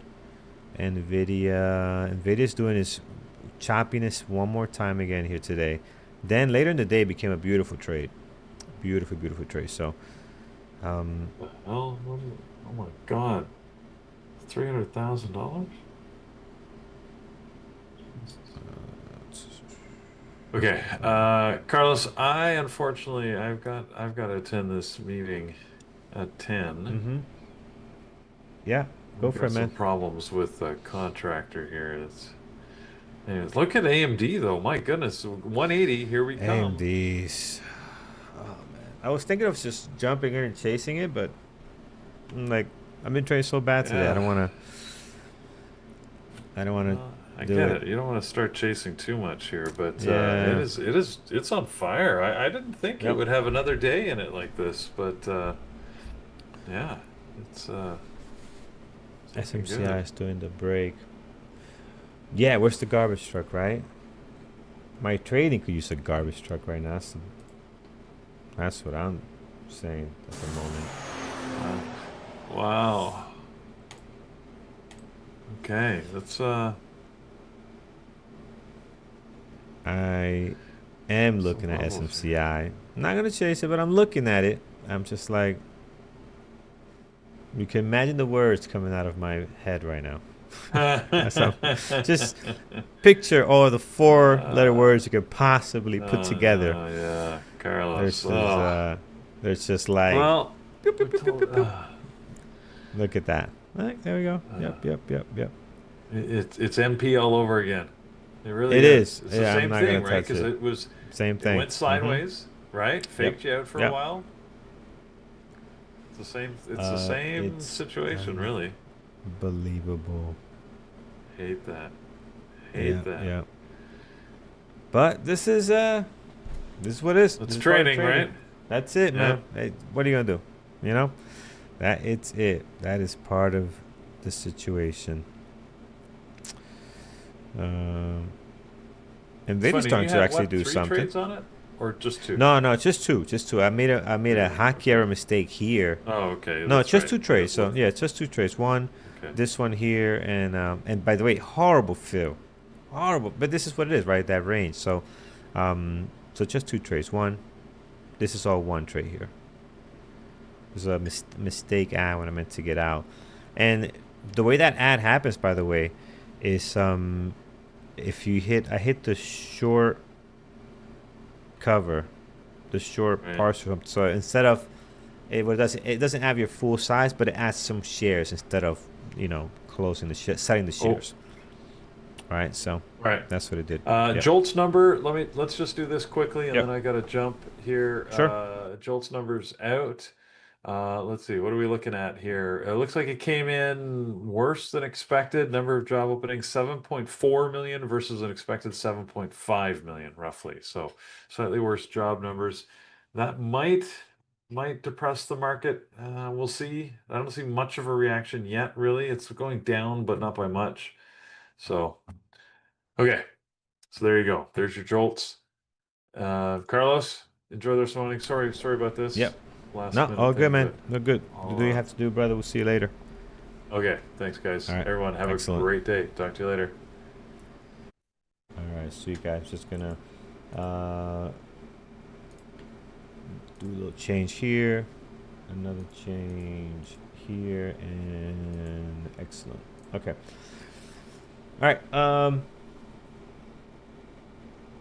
The garbage truck is definitely yeah, it definitely makes me smile. So yeah, garbage truck was out there. We got to bring it out more often. We don't bring it out often enough in the pre-market show. Is AMD still on a tear? Yeah, AMD is just insane.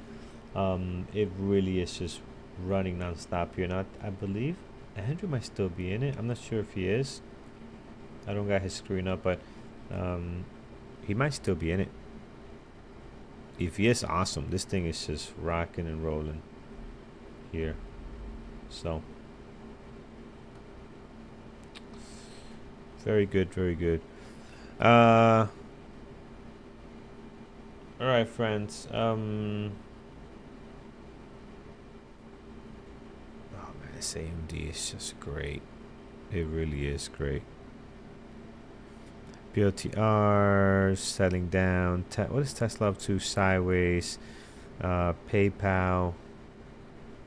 PayPal maybe a short back to the low, but I don't love it. I gotta say I don't love it, so not great. Let's restore the chat here. Friends on YouTube, if you haven't done so already, we're sitting at, that can't be right. Let me refresh. Should be higher, I think. 231 likes. Would love to be a little bit higher. We just need a few more to get to 400. That's usually our goal. So help us get there. Again, really appreciate it. It helps us out a ton when you do that.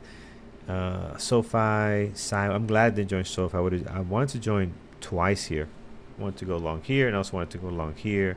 But man, it's just got worse. It's getting worse and worse. It's not really doing anything. NVIDIA, small breakout back down. AMD, trying to hold on to the 9 here as it just goes higher.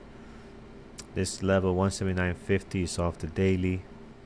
And I think this is their 52-week high. Like,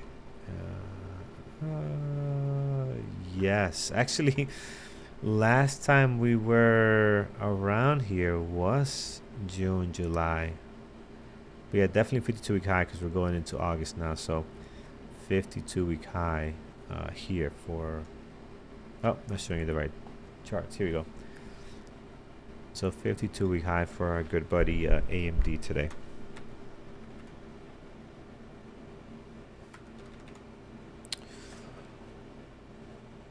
All right, what are you guys trading? What are you guys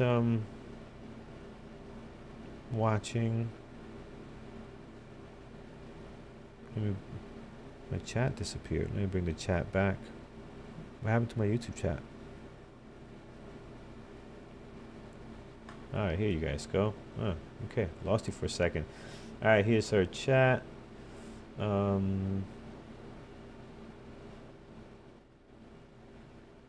Wait, if I leave, you lose your spot? So if you leave YouTube, oh no, I still got my 75 XP points. Just checking. I mean, I'm way down here. I was wondering, like, if you leave, if you lose your spot, but I guess you don't. We gotta set up a goal. All right, we'll do some fun stuff. All right, yeah, what are you guys watching? Let's take a look. You're stuck in Tesla? How you took Tesla? Because it was a great short, Tesla. You trying to take it long here? Is that what you're doing? Tesla short early on was really, really nice.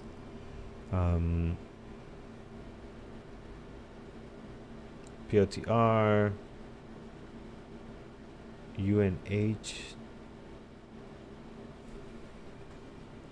Done after, yeah, 1 minute. So far trade, yeah, that's nice. PLTR going lower. You know what we haven't seen good recently, which I love trading. We haven't seen any VWAP breakouts. That usually happens when the stock is stocks are choppy. Like there has not been any good breakouts, right? I mean, have you guys seen any? I mean, I know it's a little bit early, but I didn't see any yesterday. Oh, well, Nike, but Nike didn't really get going. We took Nike yesterday, but there hasn't been any real good ones. Maybe Nvidia here could be a nice one. Took it at 319 to the upside. Oh, yeah. I mean, 319. That's a great entry. But yeah, it's not looking great. But you got to see because it held here a couple of times. You got 318 level. Depending on where your stop is, it's not a bad trade actually. You know, Tesla could start turning around here, so we'll have to see. Just stick to your plan, and see if you're able to survive this sideways action you're getting now. But 319 is as best as an entry as you could possibly get on this thing. It's a great entry for a trade. Yeah, some CI piece of garbage. It went right up, came right back down, so didn't give you a whole lot, but that was a nice pop. PLTR, I'm sorry, PayPal, SoFi is losing it slowly. Nvidia could be a good short. Nvidia, what's the market doing? But Nvidia could actually be a nice short here on Nvidia. That could actually be okay.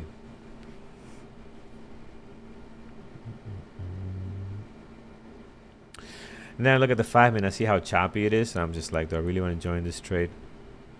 But it can at least, if it's going to be weak, you at least have the low of the pre-market at 177. That's a $2 move. You did kind of get the move to the VWAP here. Usually I like this to happen above the VWAP. It could actually happen here. Here's the breakout, the pullback. Yeah, this could be it. Let's see if we get the confirmation for the breakdown, and I'll definitely would like to see that short if we get the move here. So here's the breakdown. Glad I waited. Let's see if we get the confirmation to actually go short on this thing.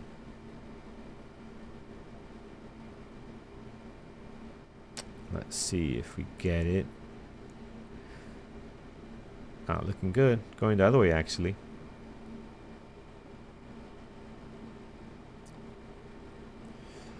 Even is good, Yama. Even is good. I mean, unless you got in on a trade very early on. Tesla short. AMD long. Those are the only two trades that I have that I'm like, okay, yeah, you could have done very well here. But other than that, everything else is it's been a chop fest. At least the stuff I'm watching, right? The stuff I'm watching at least has not traded well.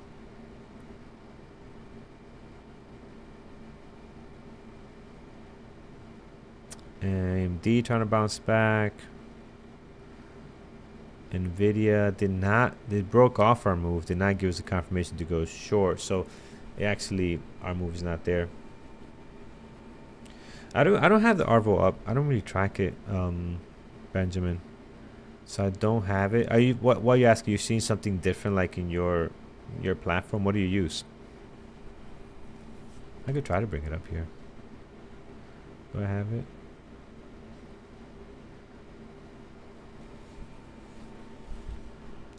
CRCL, the thing with CRCL is the lack of volume.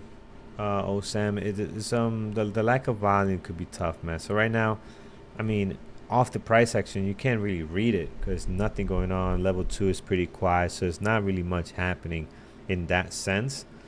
So it's hard to tell. And we're sitting at right now in the VWAP. It could be a long or short. Like there's nothing telling me otherwise. What you are getting though is that it's going to probably be choppy, right? Because you have all this volume and now you're dying down, and look at the range you had here, right? So you had this, but now it's kind of trading into a point. So here it can go either way. What you what you do if you join this trade with a long or short, you got to be ready to sit on it, like I did with Nike yesterday. You got to sit on it, and it might take a while. Um, and then your stops got to be reasonable, that you can survive waiting and seeing where it goes next, right? So I think that's the thing with that one. PLTR bouncing back. All right, reverse traders, get ready. Reverse traders, get ready. We're starting to get some reversals here. PLTR is looking to hold here. Head back to the previous day close. If you're in Tesla long, this is looking decent, better than it was a couple of minutes ago. Hopefully you continue to push to the VWAP there. So if you're long in Tesla, that could be interesting. Let's see if it can get going here. It's trying. It's trying.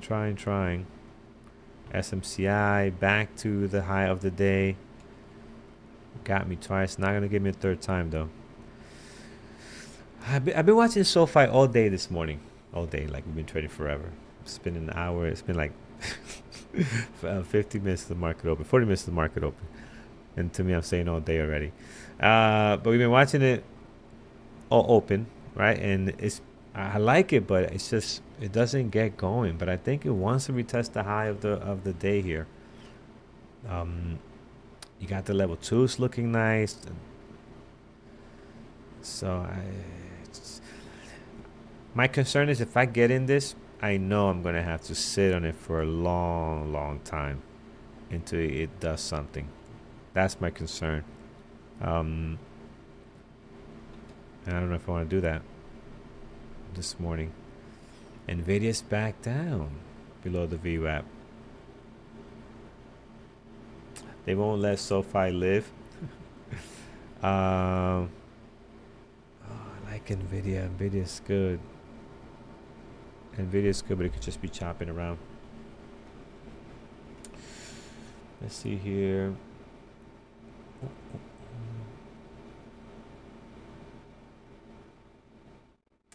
Yeah, that's what I'm thinking too. Like, it just doesn't have the juice, man. It hasn't had the juice. Like, it's setting up nicely now. Maybe you get to, high of the day. But it looks good here, man. It looks like it wants to go. Level 2. Yeah, you know what, guys? I'm gonna... I'm on the fence. But I do like the level 2 at 2460.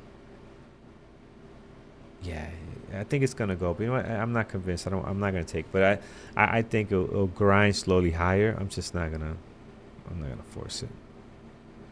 I want something cleaner, much cleaner. If we can get something better. AMD, Nvidia's just choppy. HIMS, what is HIMS up to? What you guys got going on in HIMS? Take a look on HIMS. What do we see here? Did a great reversal. Nice reversal. You're up $1 already if you took that from the bottom. PLTR short. I don't know, man. 155.50. Let's see. I'm not sure. SMCI, PayPal, SoFi. Man, glad I didn't take this trade. I mean, not actually. I mean, I just think it's gonna take a long time before it does anything. It's like, what is this market waiting for? We've been so spoiled. June, we were so spoiled, man. My goodness, I'm not used to this. This market is making us work for our money. I'm not used to this. This is too much work. What's going on? We just gotta sit and wait. Nvidia did break down. It's just hard to trust. With how choppy it is. But look at the breakdown on Nvidia. AMD. SoFi looks like it wants to go. Well, we got to get through this Thursday, Friday. I mean, Wednesday, Thursday. Just got to get through this because this week you could tell that we're just kind of hanging here, waiting to see what the heck is going to happen. So, can't wait for Wednesday, tomorrow, and Thursday already. Get these earnings out of the way. By the way, we're going to be live for. I don't trade earnings, so it's going to be Mike, Jared, Brian, and Peter. So they're going to be live tomorrow, 3:30. 3:30 they'll be live, and also on Thursday live as well, 3:30. So I'll get you guys the link. I'll send it over in a few, so you guys can join us. So be a lot of fun. This 4 of the Magnificent 7 are reporting, so I'm sure that's gonna be interesting. Look at the 5-minute so far. Yeah, I see the 5-minute. 5-minute looks great. So I have on my screen, I have the 5-minute as well at the bottom. So I'm looking at both here. And yeah, I like it, man. I've been watching it. I like it. The level 2, 2470 now. So if you look at here, this looks also great. Look at the level 2. It's just piling up. Oh, man, look at that. Yeah, it's just the level 2 just keeps going higher. 2475. There it is. They're getting filled. So level 2 is, when it's like this, I could read it very easily, is very bullish to me. This is a very bullish level 2. Sometimes we got a bunch of numbers all over the place. It's very hard to read, but it's a very clear imbalance. Like here, you see this guy keep coming in. Guy or gal, you never know. There it is. There it is. It's going. It's making the move. And see that they just keep getting higher in 2480. I mean, it doesn't get more bullish than that. That is as bullish as it can be. That is nice. Actually moved a lot faster than I expected it to. I thought it was gonna be was gonna be a slow grind, but it's moving pretty good. At least at 2480 there.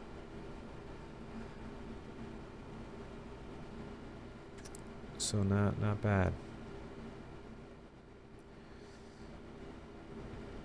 Might test the high of the day if it keeps going. I think that's what we're kind of looking for there. AMD, Nvidia. Nvidia, I think could be a great short. Look at the pullback here again to the VWAP. I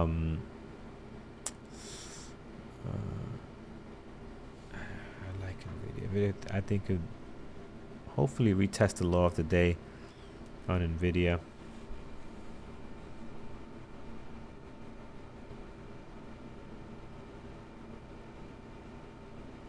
Nico C. CCC 5 and 1. Yep.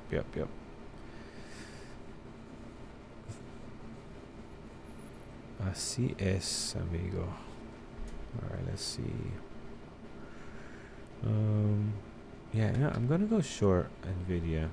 Short Nvidia. See if we could get a nice drop here. I know it's choppy, but maybe we could break to the 177.71, which is the low of the pre-market. Better entry would have been this pullback here, but I wasn't watching. I was focused on SoFi's level 2 here. So let's see. I like the breakthrough here. I like the pullback to the VWAP. So maybe we can, if we can make a new low, we gotta break this 178.30 though. That's been holding there for a bit. Seeing a lot of support there. So if we could break that, we could have a shot of the low of the day. So let's see. I got ABCD pattern on AMD. Let me see. AMD. What time frame? The 5-minute. I mean, you're definitely higher highs, higher lows. You're definitely holding on to 9 to 20, right? So this is good. Another breakout on AMD. There it is. Another breakout on AMD looks like. So, man, this stock is so good. But you gotta trade it early. Like you gotta trade it minute 2 and 3, and I don't trade during that time, right? But it's it is so good.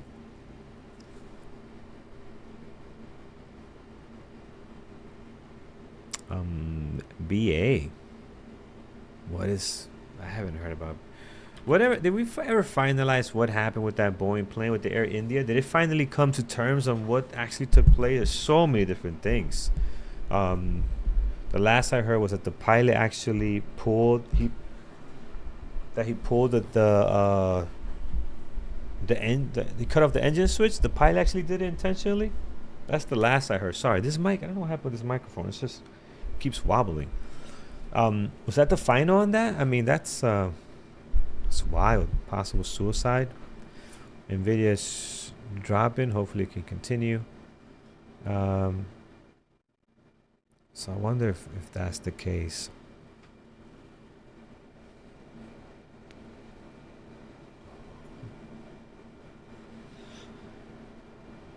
All right, Nvidia giving us a little love here.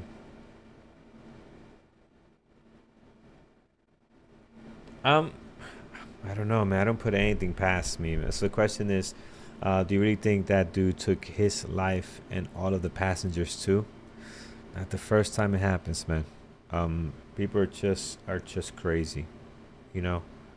And not let me say crazy. There is, I think at some point there's mental health problems that kick in, but I also believe, you know, when usually after something like this happens, I gotta be careful because you know it's a very sensitive topic for a lot of people.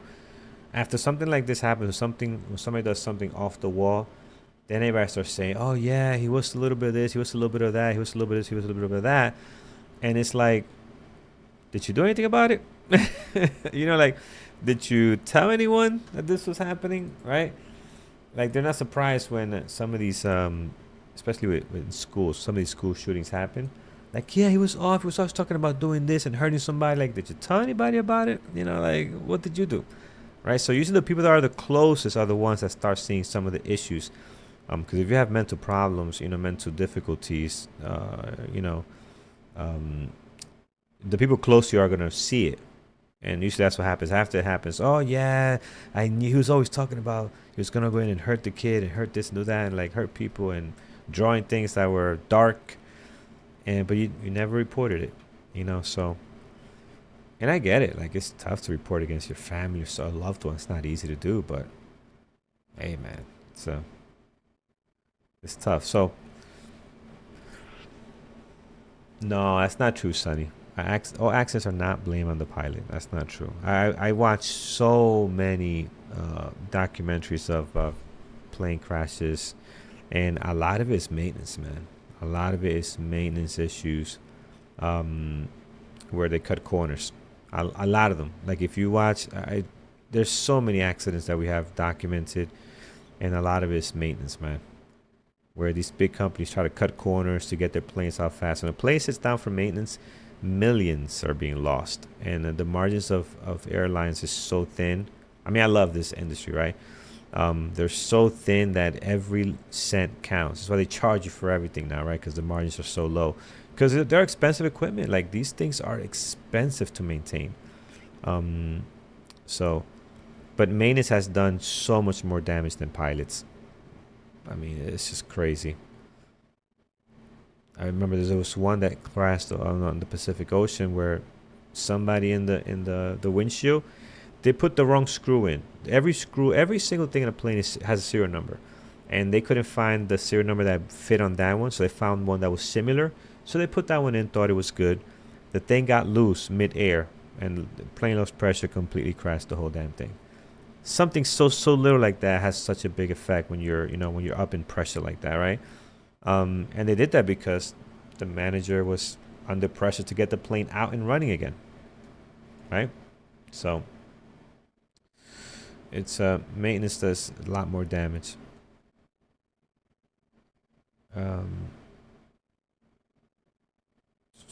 Look at the 737 MAX. That was not the pilots. The pilots were fighting for their life on those two aircraft that crashed, right? Boeing had this issue. It's maintenance. You know, so didn't just yesterday a plane took off and the wheel came off during takeoff? Thankfully, we were able to land right away. Maintenance. You know, maintenance. Probably rushing and getting stuff out. Shortage of aircraft. Maintenance people. Yeah, it's a lot of that. Now, Sammy, don't. Some of the stuff I'm talking about has happened over the many couple of years. Not all, not all like in 1 year. Still the safest way to travel. You're, you have more risk of dying in a car than you do in a plane. That's kind of dark, but it's the facts. um, it's just that when a plane crashes, it takes so much people with it that it makes a big, big impact. All right, Nvidia's doing something. SMCI, I am not touching them. Oh, wow. You're such a piece of garbage. I'm going to give you the truck. SMCI is getting the truck one more time. My goodness. It is what it is. No, I am not going to trade SMCI. It would have been nice, though. Would have been nice. We would have been nice. We are in Nvidia, struggling to get down. I want to see if we can lose it here, but this 172, 178.19 is just holding strong. Holding really strong here. Yeah, Melanie, don't look. Don't look at SMCI.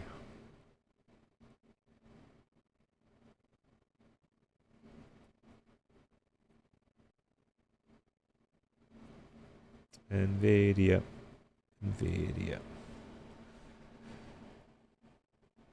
Yeah, twice. Nassim.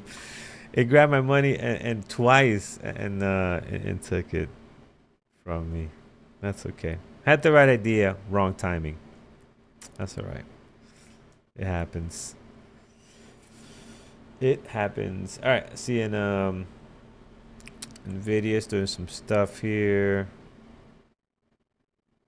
I might take an early partial. I don't trust that it's going to continue to sell down.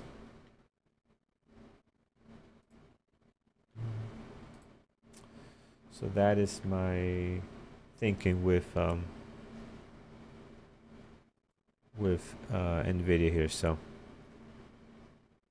let's see.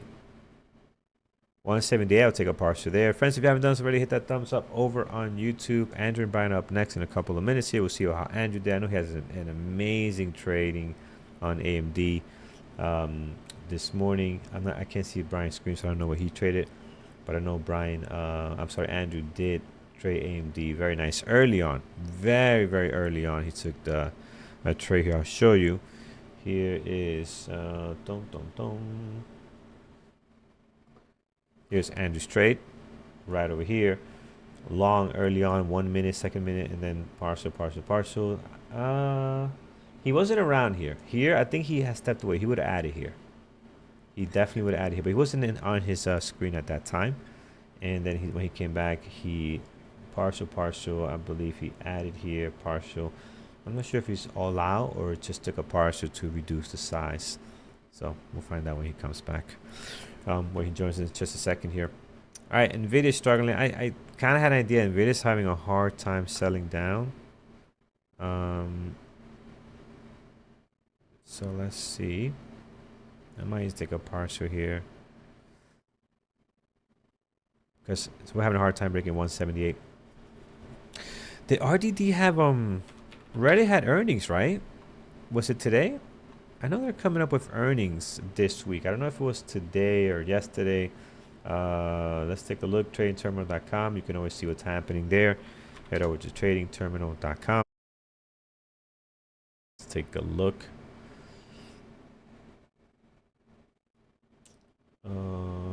I don't think it's published yet. My friend, I don't think it is Andrew's book, so I know it's finished. I don't know if the link is out yet. Oh, 7:31. Oh, so it's tomorrow. All right, thanks, man.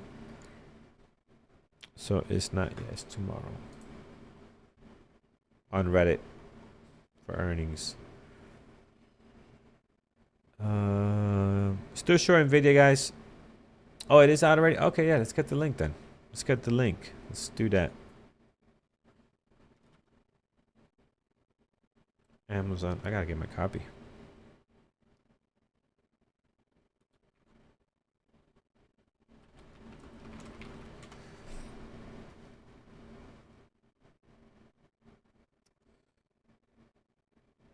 Are you feeling short? Me too, but Nvidia is struggling to actually do anything. This is giving me summer trading vibes, which are a bit choppy.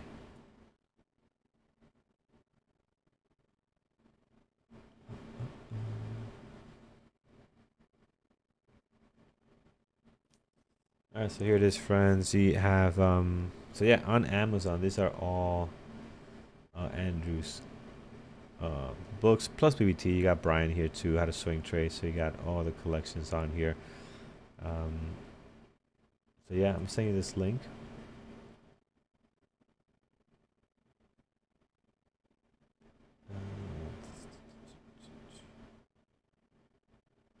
Yeah, very good. Different languages too. Like that.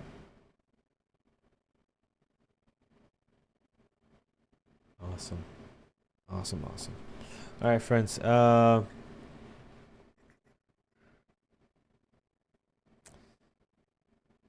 I'm just waiting on NVIDIA. Just short NVIDIA, just waiting. That's really it. Just waiting to see what it wants to do here. And I don't see anything else that I love. PayPal actually, it's a nice little short. PayPal's a nice little short. SoFi never really got going. NVIDIA is trying to get lower, but having a tough time. Yeah, I that's why I'm like, I'll send you the link. This link has everything, all his collections. I don't see the new book on there yet, so we'll ask him. But there it is. Oh, I'm signing under Andrew. That's oh, this is Andrew. That was me that sent that. I guess they picked up the wrong thing here.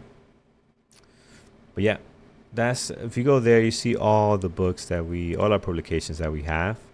So yeah, so take a look at that.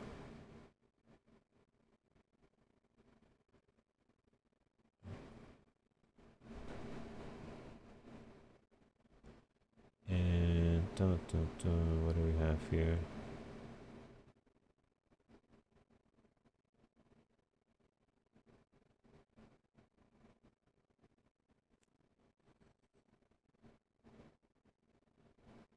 Okay, very good. Cool. Cool. Yeah, so take a look at those.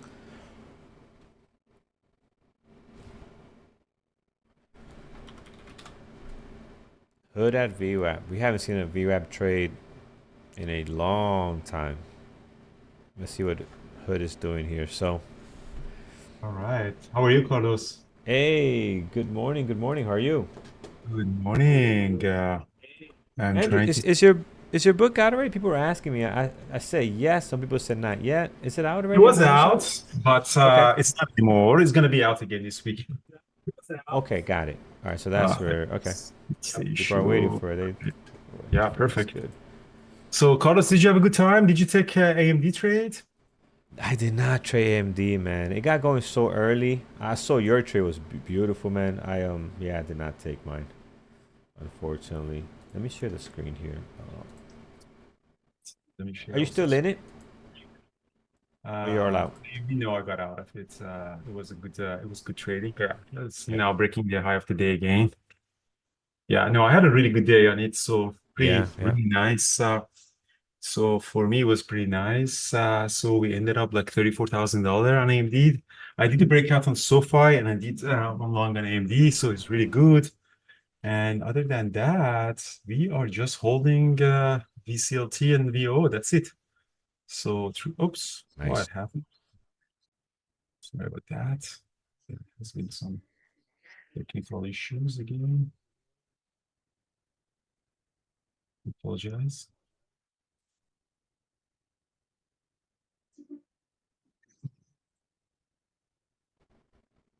Ryan, how you doing? All right. Good, man. How was your train today? Doing, yeah, it was good. I got PayPal. I traded it in the pre-market, which I don't usually like to do, but it just looked so weak. Got a really nice breakdown on that. Mm-hmm. So good way to start the day. Okay, nice. Shorted some Tesla. Same is going again.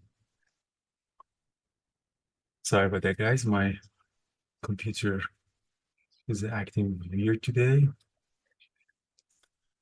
Yeah, so AMD. Yeah, let's take a look at the AMD, guys. It was a very beautiful 1 minute opening range breakout with two ads on it. So it turned out to be super, super nice. Again, this is there's not a lot of recap here. So 1 minute here, ads here, and then there's another ad here. So it's just very standard ABCD pattern, opening range breakout. So it's just amazing. Like there is no complexity in this stock. Daily chart has been amazing. So if you look at it on a daily chart, it's been really popping up. You know, AI, Yeah, mania. Then you 181. look at this daily chart, yeah. 181 now. Wow. Yeah, I got a move through 180 there. That was a nice pop. Yeah, AMD has been on fire.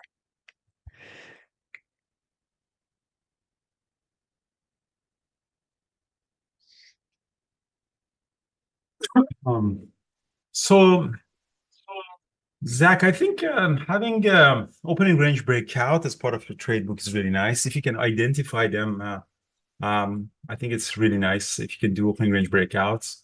I mean, most of my trades are opening range breakout, 1 minute, 5 minute, 30 minute opening range breakouts. And it's been working pretty well. Sometimes you get into the choppy market, but I think that's the whole part of trading is that, losses and wins, and then you manage your risk to reward. So in the long term, you make money than losing money.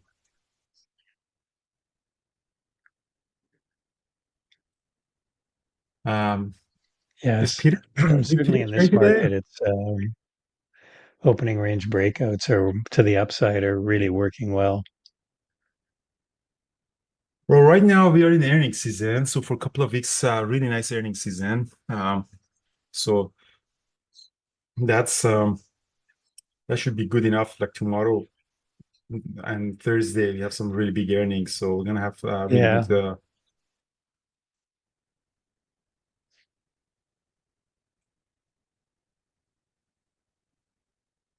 All right, AMD is really going up. I don't enter AMD right now anymore. No, I think it's kind of extended to me. We can continue going all day, but it's just extended for me. That's why I got out of it as well. So definitely yeah. This AMD is not something that I want to go. 182.50 is it could go there. That's R6,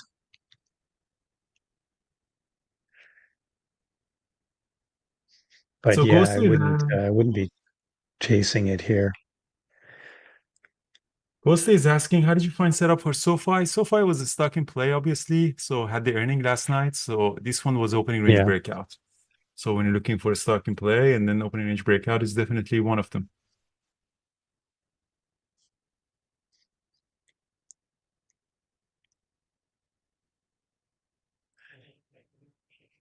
yeah. I believe SoFi had earnings this morning, earnings release. That's why it was trading up on volume. And this is the obviously the first thing we do in the morning. We look for stocks that are in play.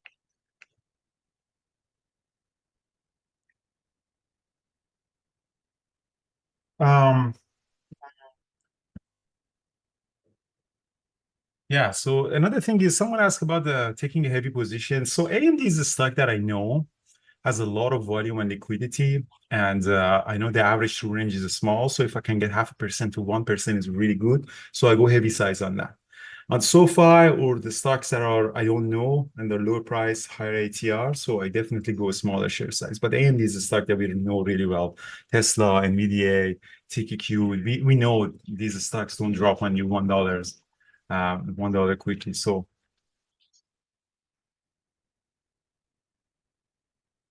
VCLT's bond is premium investment grade corporate bonds.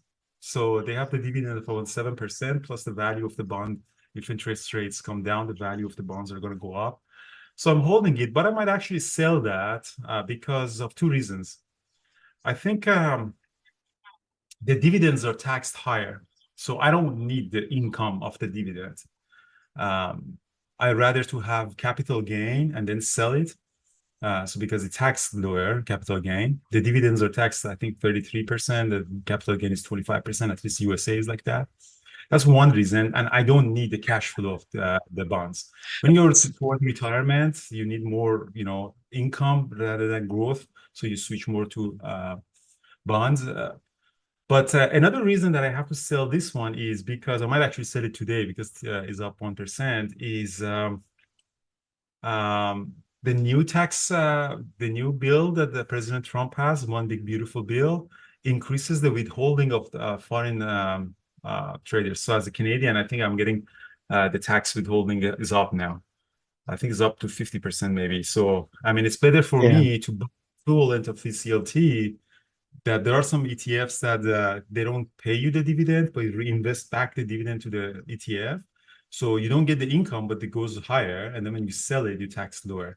So I think I'm switching on that. I have to look into see what the good corporate premium bond ETF, like all of them had. Vanguard has a really good product. So I think I'll probably sell them today. You know what, as a matter of fact, why not doing it today? Just right in front of you. So VCLT. I am going to sell because you guys asked. We deliver.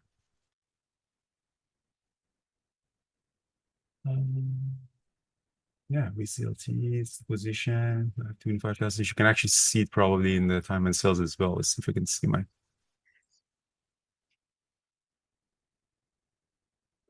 Here it is, like sell market order. There you go. I don't know how it went down. So, but yeah, sold it. Yeah, I got filled really fast. You see the liquidity, no problem. Like 25,000. Whoop. So now let's find something. Brian,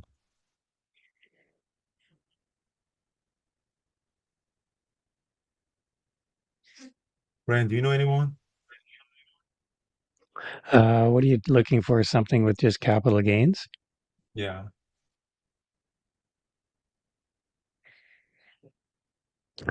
And well, there's VO, there's VOO, obviously. No, the bonds. Oh, bond. No. I mean,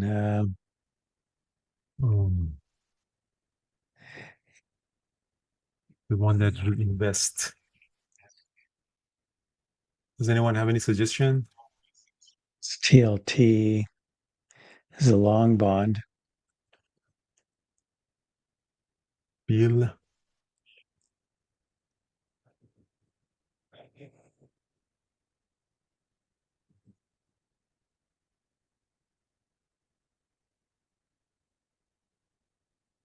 Maybe XBB. XBB is a Canadian one.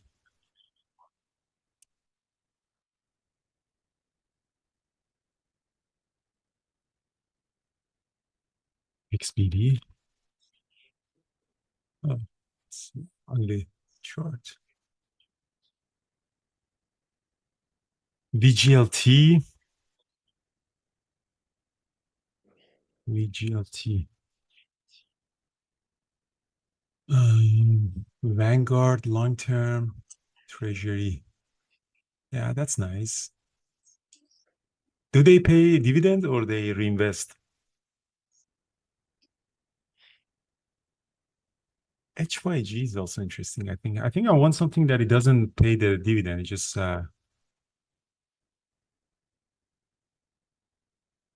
reinvest into the fund.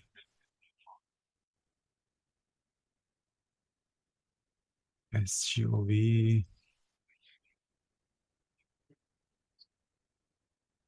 Yeah, I'll look into that. I'll buy something today.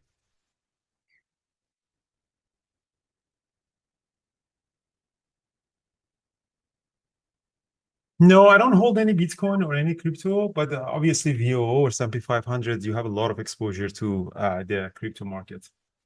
I think Yeah, strategy there's is part of S&P 500. I think the even the SPY has like coin now, doesn't it?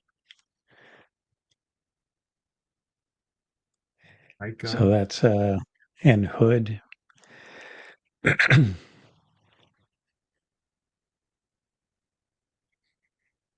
SPY is yeah, Wood looking is like in it's there. gonna Yeah, go yeah, you're down right. to Wood is in there. PDC There's here. a lot.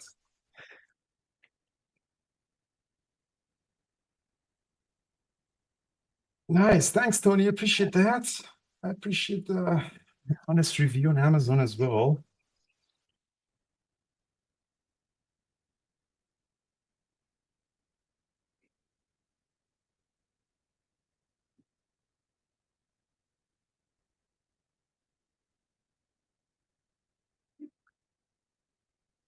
Wow, AMD is crazy. It's 182.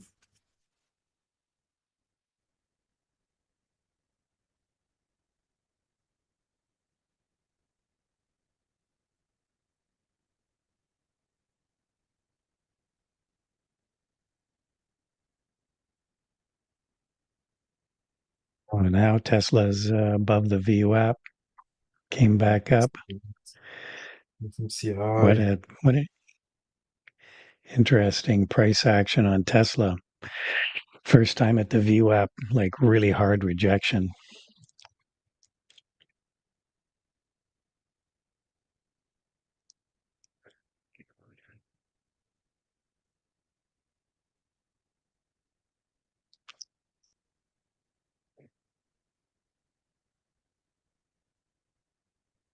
Any question, guys, about the trading today? Yeah. What Lambo questions?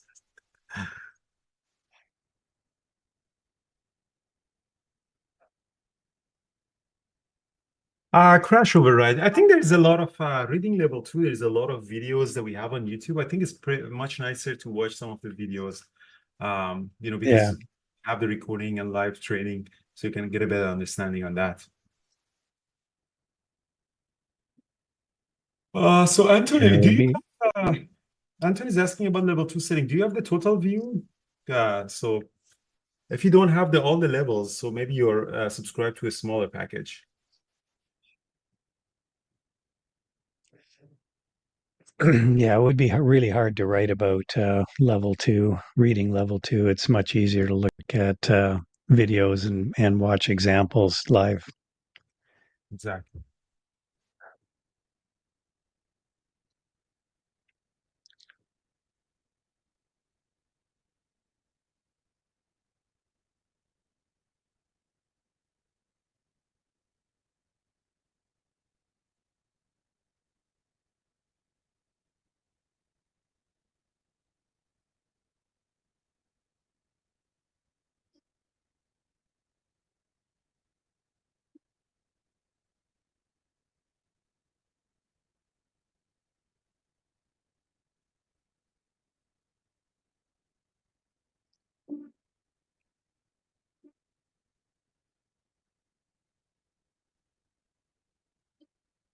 Not really seeing anything I Market want to orders. trade right now.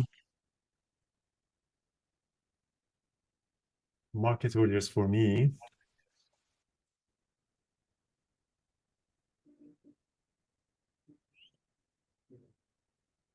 Wood is running up. What's Bitcoin doing? 120, huh?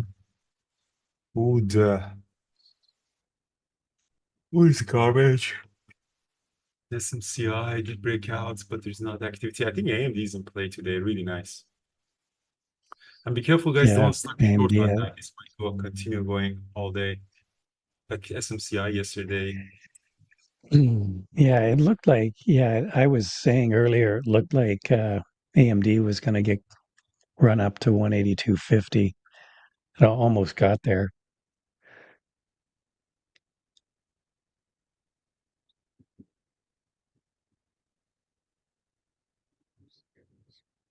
Well, IWM is the small cap index is almost red, and the SPY is kind of looking like it might be heading there.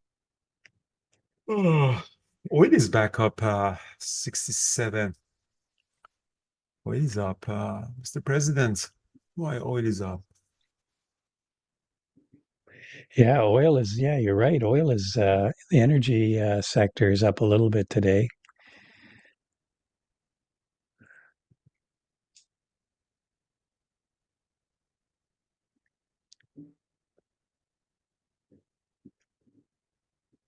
Trading terminal says I haven't heard Benzinga Charlie at all today.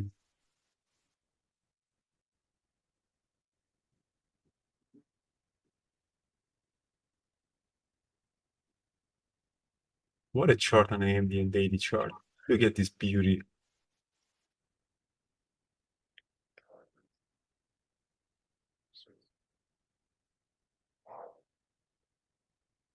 Tesla is breaking out.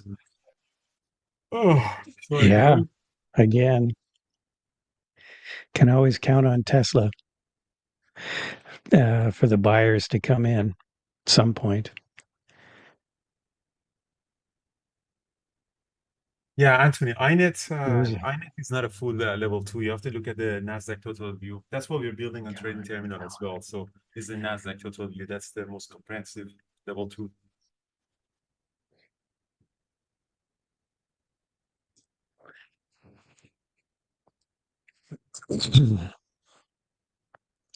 Qs are heading to the BDC. Here we go. We're red. IWM's gone red. SPY is also being red. We just dipped our toe in the water there.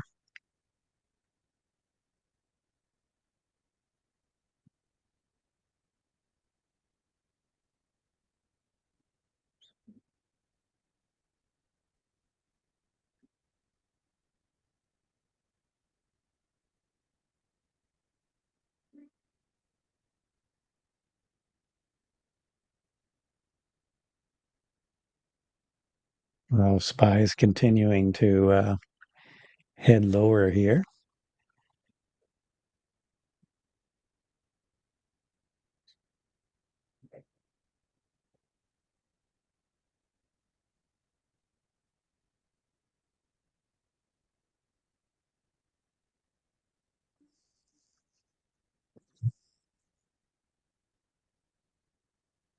Amazon, a buy.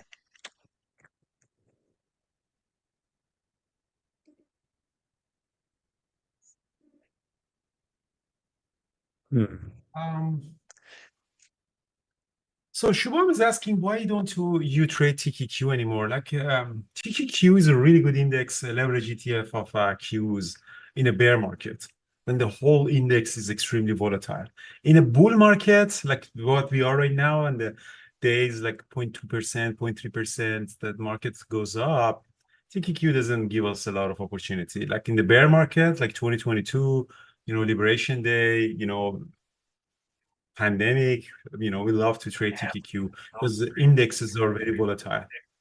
Now, like AMD is much nicer. So you have to do the leverage ETFs of AMD, like AMDL, I think it's 2 times leverage.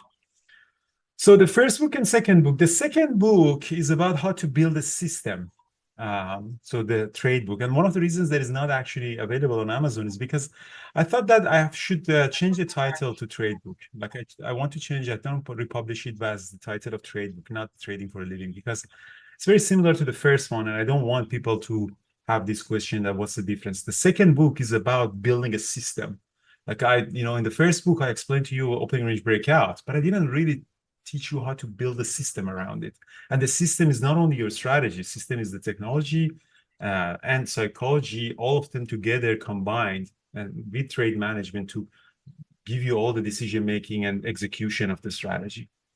The reason that is out of stock is I decided to republish it this week under another name, Trade Book, because I think it's much nicer to have that natural the title, even though the title is not as catchy and it's very unique to our community, but I really don't do it for selling it and making money. I'm really doing it as a legacy. So it's a natural progression of me as a trader as well. So how to day trade for a living, and then advanced one, which is more strategy, and then psychology, master of psychology, and then the trade book. I like that. I like that as an author, this natural growth of my books. It's the same book. This week I just changed the title and changed the cover and republish it with the new ISBN. So it would be the same book. The other ones won't be available. And yeah, the title, Jonathan Russell's. I struggled with the title a little bit. We did a post in the chat, and people voted for trading for a living. And then I realized that I don't want to replace the first one. I want to actually have some addition. So that's why I want to change the trade book, how to build a complete trading system. I think it's more natural. Maybe it's not selling as much, and I don't really want, to be a bestseller anymore. But I think it's a natural progression, so people don't ask this question that, okay, what's the difference between these two?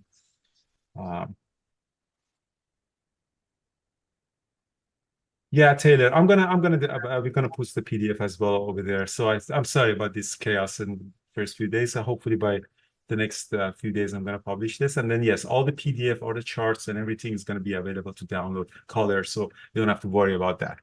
If I want to publish it in color, Amazon is just making it so expensive, which is stupid. Like, I think it's very stupid of Amazon doing it, but they have the monopoly. They have the control over everything. They can put any price. Tomorrow they can say, hey, we're going to give you 1% royalty. What do you want to do? Like, you can't do really anything. And that's the problem of these corporations. First they give you an offer, and then they get the whole monopoly, and then they can do whatever they want to you. Something like Amazon or Uber, if they, competition takes a long time to catch up with them. Like a small business, you can't do that. Like coffee shop, if you increase your price, people don't come. Like, they go to the next door coffee shop. But these giants, they're difficult to fight back by the free market economy. Yeah. Yeah, Wiley reached out So to it me as a worked. publisher, but the problem is Wiley doesn't do anything. Like Wiley, they don't do the marketing, they don't do the distribution. You have to do everything. It's very similar. Like, it's all publishing in demand. Like, it doesn't make sense. I wanted to go so close to sign an agreement with them, and then they had a clause that you're not allowed to publish any similar book in the field. Like, I'm not gonna sign that. Like, what do you mean I can't publish another book? Like, I want to publish next year another book. Like it's just so predatory. Like, I don't know. I mean, why people sign it for Wiley or any other publisher for that matter. Right.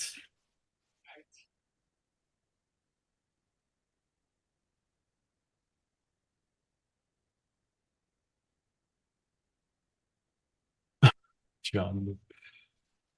All right, so AMD also rolling over, so had enough buying. All right, so we have a few minutes to the open. Thor, Mr. Good Looking, is sitting in his office like a king. Yep. Having a good time, man. Oh, you I'm really started stoked about the new reading, book, Andrew. I can't wait to crack into the new read, man. Obviously, I think most people would know that your first book was a life changer for me, literally. Started my trading career. I mean, I've been trading since 2018 now, or joined BBT in 2018. I think I read your book in late 2017 or early 2018. Completely changed my trading life. I mean, my real life, right? So I think, and I really enjoy like what you're doing about, when I kind of wrote mine, it was really to kind of come up with a more completed trading system that fit my style. So now I really love that you've come out with your trading system that really augments and goes with your style. I think it's super valuable. That combined with the psychological component with your collaborations and stuff, I think is amazing. So I'm very, very excited. I am definitely going to be getting my copy as soon as it is hot on the presses. So Thank you so much. I appreciate that. All right, handing it over, guys. And yeah, I had a pretty good day today. Turned out to be $97,000, but I sold my VCLT, so I'm gonna buy some bond again later today. All right, ciao, guys. 97 grand. Right. That's like half a Lambo or something like that. I think we're just done. So my screen should be coming up now. Hey, first on the Switch. It's winning today, Carlos. Look at us go. So, hey Brian, how was your day today, my man? Oh, it was pretty good actually. Got a nice move right at the open on PayPal, and yeah, so a little bit of pre-market Beautiful. trading there, which I don't normally do. Hey, So when the yeah, prophet of just prophets sees jumped it. out at me. Yeah, jumped Hey, out, hey, saw it. Rogelio, what's up, buddy? So I'm so So glad to hear we'll catch y'all later. that you guys did good this morning. I know Andrew did pretty well too. I traded with Peak this morning and we had a really nice call on PLTR that had a really lovely sell on it. So and then I'm actually I already hit my target. I shorted the NQ today. So my first attempt actually I had a hotkey error. So I exited and then re-entered it. So I hit that target for a 4-to-1 not too long ago. And I'm still holding my ES short right now, hoping that hits its target. And then we got a lovely trade on PLTR, which I'm also still holding. But you can see here, this one's in DOS. But you can see I'm holding this one as well for my target. So far, such a good day, Nice. making money. Good. I'd like to hear it. Yeah, and yeah, I hope you enjoy the swing trading book. No, we don't have any swing trade courses right now, but just working on something. Maybe have something for later in the year. And yeah, so if you're interested in options trading, I might have a special going on my options trading book here later this week. On the weekend, might have the e version up there for free for people that are interested. So we'll let you know about that later in the week. All right, man. Beautiful. We'll talk to you later. Absolutely. All right, my Good friend. luck Yeah, I'll with talk to you later, man. your trades. Yep. Cheers. Thank you very much. So I have some good news for everybody. For those of you who said you wanted more live trading and you wanted more stuff like that, my buddy Lenny is going to be coming on here in a little bit. You guys know Lenny, right? You love Lenny. Lenny's going to come hang out with us for a little bit here in a bit. So before he gets in to the room, I'm going to go ahead and chat a little bit. I want to recap my trades a little bit for you and show you. So on PLTR, I'll start here. So I was trading with Peak Capital this morning. And one of the things that really happened on PLTR is we had this really strong struggle. Now, I know that that doesn't give you a lot of information here, but if you switch over to my ghost candles, I think you'll see why I was so interested in going short on PLTR here. So you'll notice at the open, we actually had a really strong push that resulted in a very topside wick, right? So this looked like stopping volume, like on the MO orders. And then as we pushed up, we had similar size candles on decreasing volume. And then we had a response with a very easy sell, right? So when we came here and pulled back, I went short there because this is a lower, wider range. This is where I go short in this box right here. And I had already attempted to buy premium and found no volume to do so. So it felt like a really good spot. So I got short there, threw my stop above the high, and now I'm just running the ranges to the downside. But notice anytime we pull back up, the pullbacks take significantly longer, right? Like 3 minutes to move down, 10 minutes to move up, 3 minutes to move down, 20 minutes or 30 minutes to move up, 3 minutes to move down, 10 minutes to move up. You know, I mean, this thing looks like it's distributing today. So I needed to get a little bit lower for me to hit my profit target on this one. I need about 155.87 to hit a full target, right? But like I said, I've already hit my NQ target and I'm holding an ES trade right now, which is still looking pretty good. Now, someone wanted me to recap that trade, so I will. So you can see I got, oh, beautiful. That's what I wanted to see. So you can see here, we opened on the ES and on SPY in a wide range, and it's a neutral range. But I actually read this as being a relatively low range, right? It was a lower range because we closed lower than we did the previous day.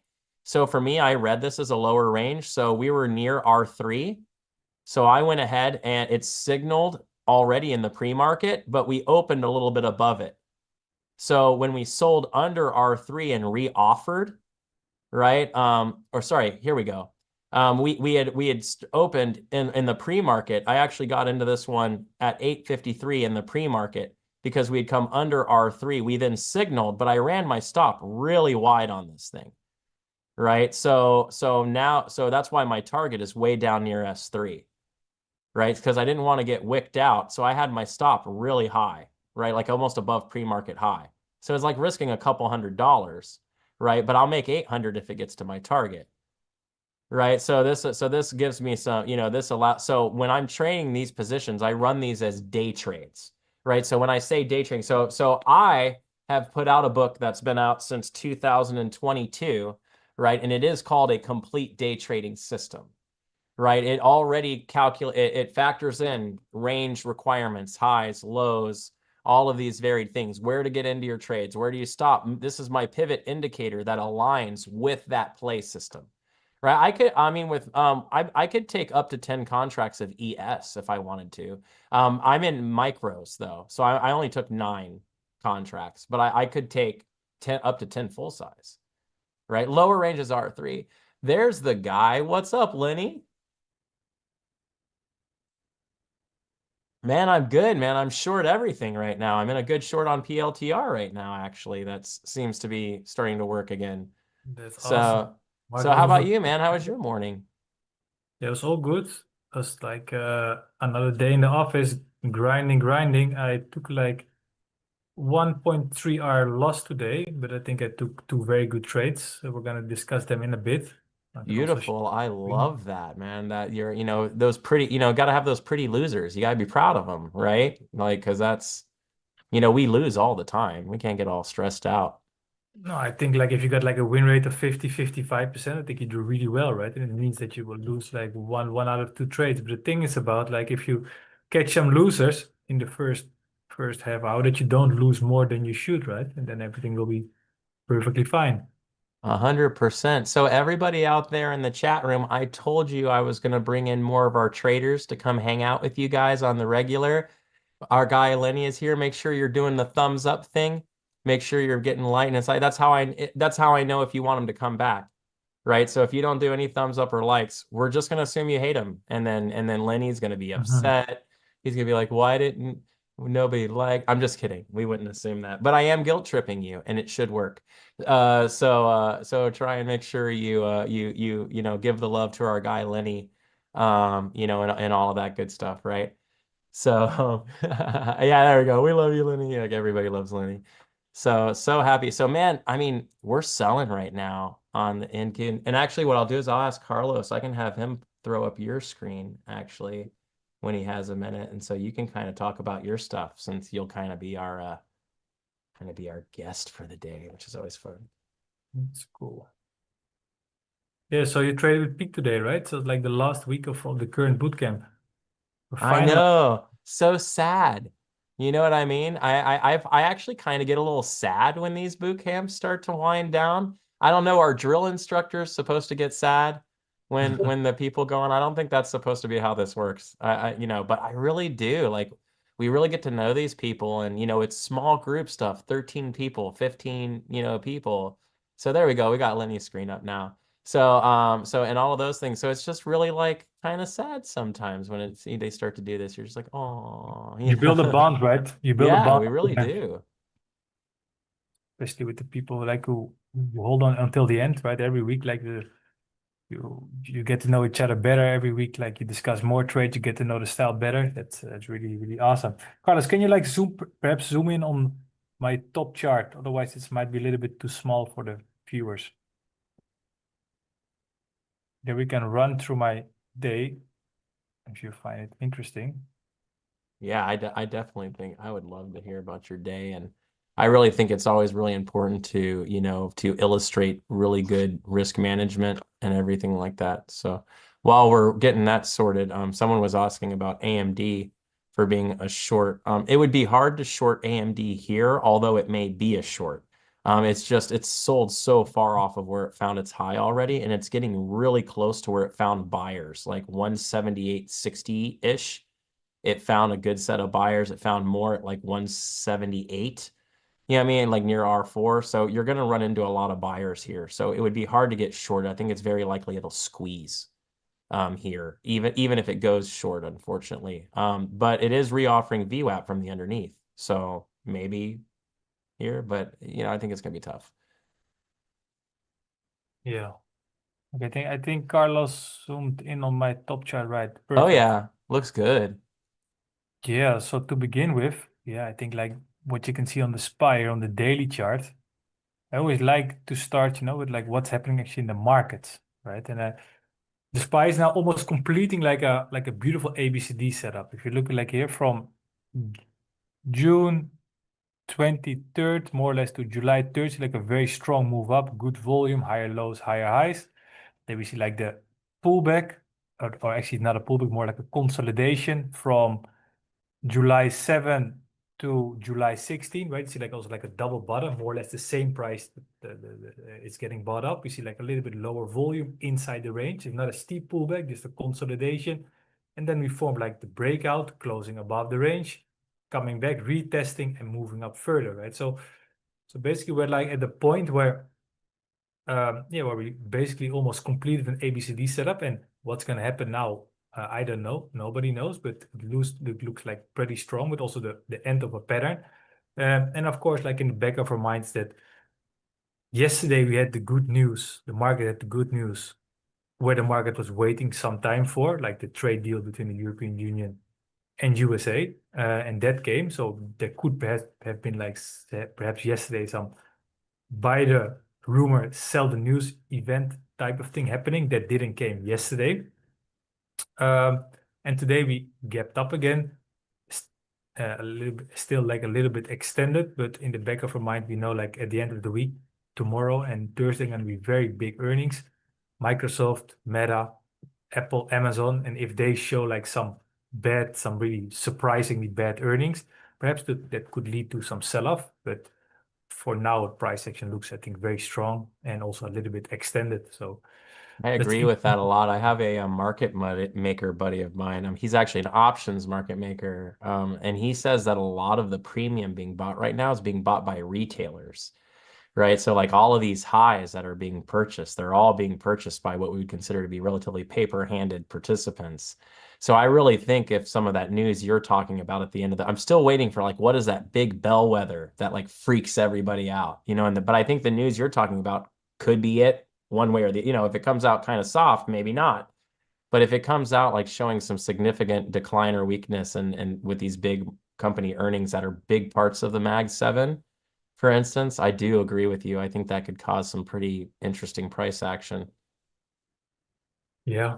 Yeah, but it's still, I don't expect like bad earning. It could happen, but I don't expect it. I think that perhaps Apple don't really see like how Apple is going to improve like iPhone sales and improve margins. Right. I think Apple is pretty highly evaluated. So Apple could look at also the Apple chart. It's now one of the weakest also today. It's a little bit still far away from the all-time high, definitely. Perhaps Apple could show a little bit of weak signs, also like because they didn't really join in with the AI revolution. But Yeah. but I think Microsoft will be fine, Amazon will be fine, Meta as well. I mean, those companies have proven to be they're practically blue chips at this point. They've been around for so long and, relatively stable for the most part. I think that's why they make up so much of the mag. It'll just be interesting to see like, I think that AI thing is a big deal, but I don't think that bothers Apple as much because I feel like what they'll do is whenever it gets developed, they'll just buy it and add it to their phone. You know what I Yeah. mean? So I think they're just waiting for those. And I think people realize that with Apple, but Apple's like a brand, man. It's like, why would you buy like Nikes instead of Brooks? It's like Brooks are better running shoes. Why would you buy the Nike? Well, because they're Nikes.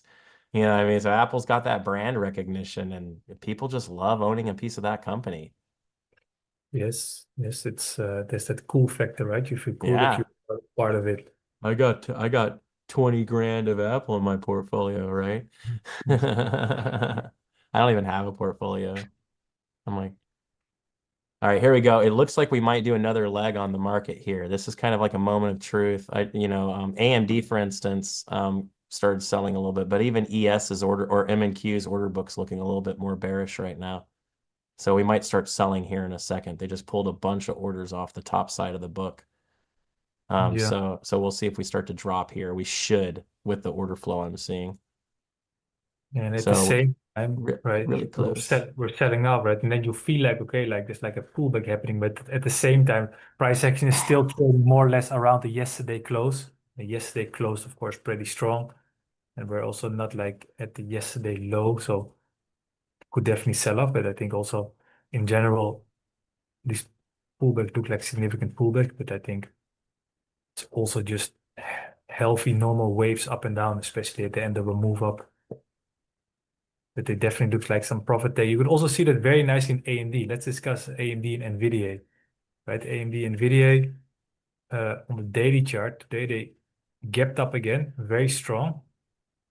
And in the pre-market, you could see in both stocks, it was a lot of room both to the short side and to the long side for AMD, right? Because if we're looking at the pre-market, these are the nice, I think that I like it a lot when stocks are gapping up and there's like both a lot of room to the short side and to the long side. Because then it Let's go. doubles the potential to trade, especially like here in AMD, you can see it. The only thing is like right before the market opened, it dropped already. So that see like the distance between the price action and the previous day close was kind of big in AMD, so it could have been traded and it was also extended, so it could have traded both long and to the short side. But yeah, that showed very, very strong price action. I just couldn't find any long. So would you consider like anytime like trading long, continuation setup, opening range, break setup, Tor? Yeah, So absolutely. So like AMD actually, it did actually fit that for me. The only thing I didn't like was that the range is technically wider, and I normally like playing back towards the middle. But like for instance, it's in a higher range, so you could play what I consider to be a trending breakout, right? So it opens in the middle of the range and then it gets above R4 and I actually buy. So I could have bought like around 950.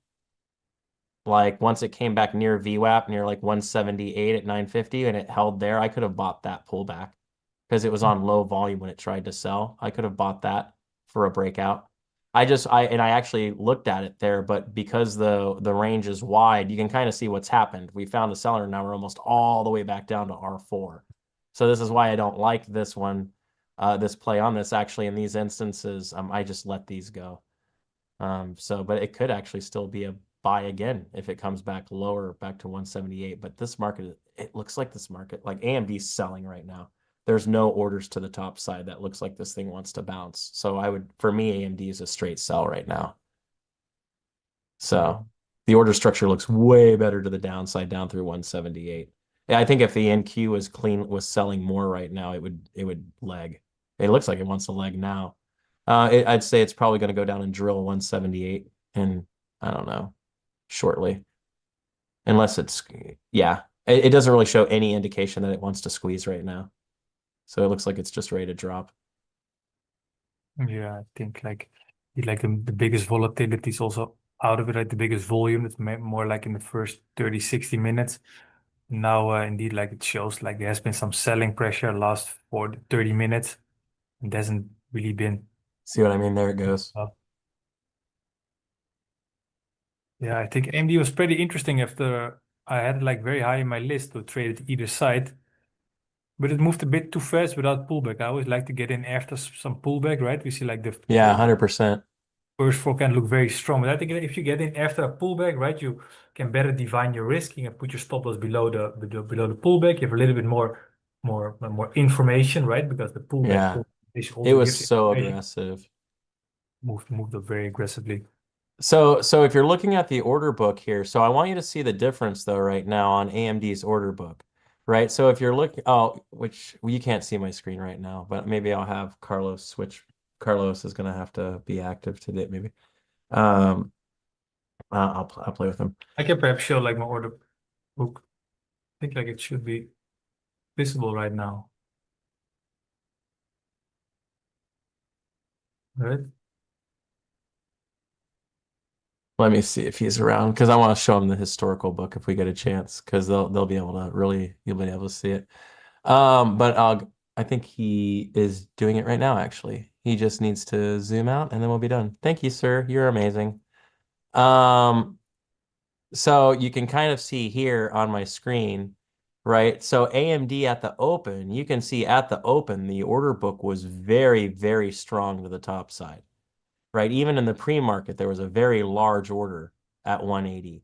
So at the open, this looked incredibly bullish, right? So, but now that we hit this order and we're starting to sell back down, look at the top side. Look how empty that is, right? Those same orders aren't coming back, right? If they did, and we came back to R4 and you saw those orders come back in strong again like that, you could think about maybe it bouncing, but this is the difference. It was along here. It is not along now, right? Because right now the order book looks like this, all of the transactional potential, all the laddering is down to 175 now, right? So it looks like right now it's going this direction, right? So that in the NQ is still heavily weighted to the downside as well. So right now we're squeezing up trying to entice buyers, but NQ will likely liquidate at some point in the near future and drop right back to these orders again.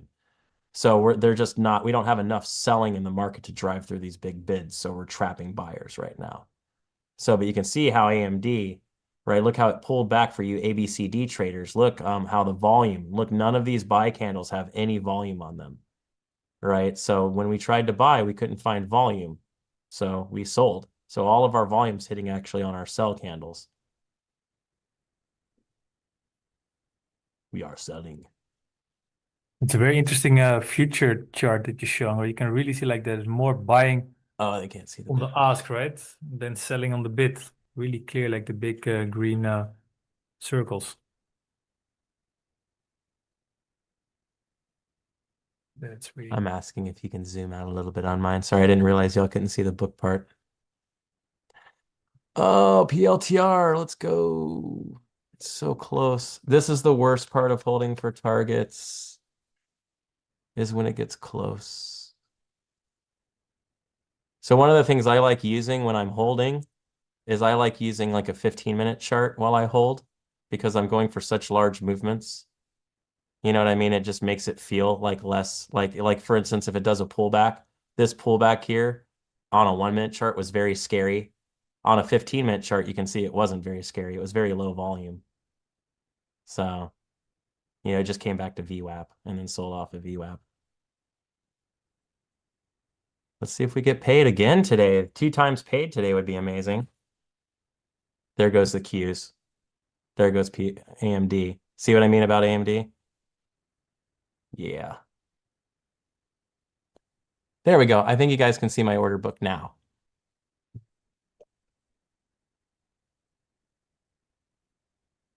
So look here. So this is what I was talking about on AMD real quick, just so we don't lose that. You can see up here to the top side. See at the open, see how we have all these orders to the top side? But look at that same range now, right? They're not there, right? Where here they were, now they're not, right? And we have red instead of, so this is all of our order and ladder structure is this direction. So it looks like we're selling right now. Before we were buying into these big orders, you could tell we were going to top around here because you could see the ladder structure was breaking down, right? So, but right now, all of our ladder structures to the downside. Very nice. And I am once again sitting on the other side of a round number. Why am I doing that? Stupid hotkey.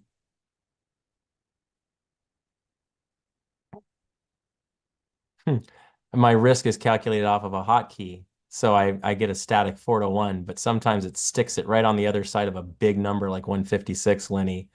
And so now I have to wait for this thing to get through a big order. A lot of the times when I take my almost wins, this is where they come from. Like it squeezes all the way back up to here after almost hitting my target. So annoying, but whatever. Someone asked about NVIDIA. I think Nvidia was interesting today, like another gap up into all-time high. Interesting that AMD went up today, but Nvidia actually sold off. It's like trading below the opening range, falling below the previous day close. So Nvidia really, AMD. It was a higher, wider range. See, I would have loved to have shorted this thing around this re-offered a VWAP in 178.50. That was the spot right there under R4 in a higher, wider range. That's the spot right there. That would have been lovely. Where exactly would you have liked to short? Okay, I can see now your screen. So the blue line is the VWAP, right? Yep. I love that. I love that it got under VWAP, reoffered on low volume, and offered the. I got it for me. I can't long until I'm under the fours. All So, or I right. can't short till I'm under the fours. I mean, if I'm above the fours, I'm actually in a breakout range for me. But it's a wide range, kind of like I was saying on AMD. So I wouldn't have wanted to play out. I would have wanted to play back in. So I would have waited for it to come back into range and reoffer the top side. And that with VWAP right above it, that's really pretty. I could definitely have hit that right there with very, and I probably would have ran my stop there. Mm-hmm. So And my target would probably be, I'd probably be at target already. It probably would have been somewhere right in here. and in the bottom red line is like the four on the top on the bottom side, right? This one here is R3, so this is still selling range. We don't get into buying range till S3 and then S4. So my target would be S3. All right. So starting to get a lot of labels here. Oh, PLTR, come on, we can do this, baby. You know you want to. Just blast through there. Oh, look at that thing holding that stupid level.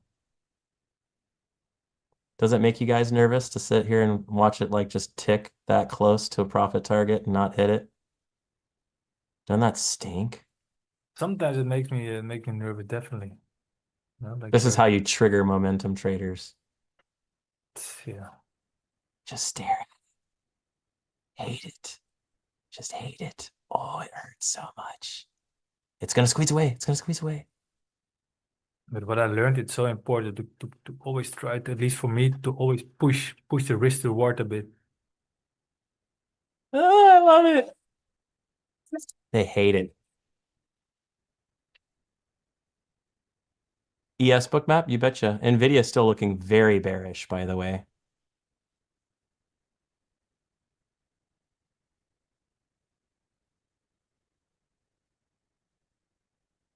ES's order book is actually gaining a little topside structure right now, but we've been selling quite well. So as of right now, we actually are gaining a little bit of a, it does look a little bit like we could be trying to find a bottom on ES, but right now the volume is still cleanly to the sell side.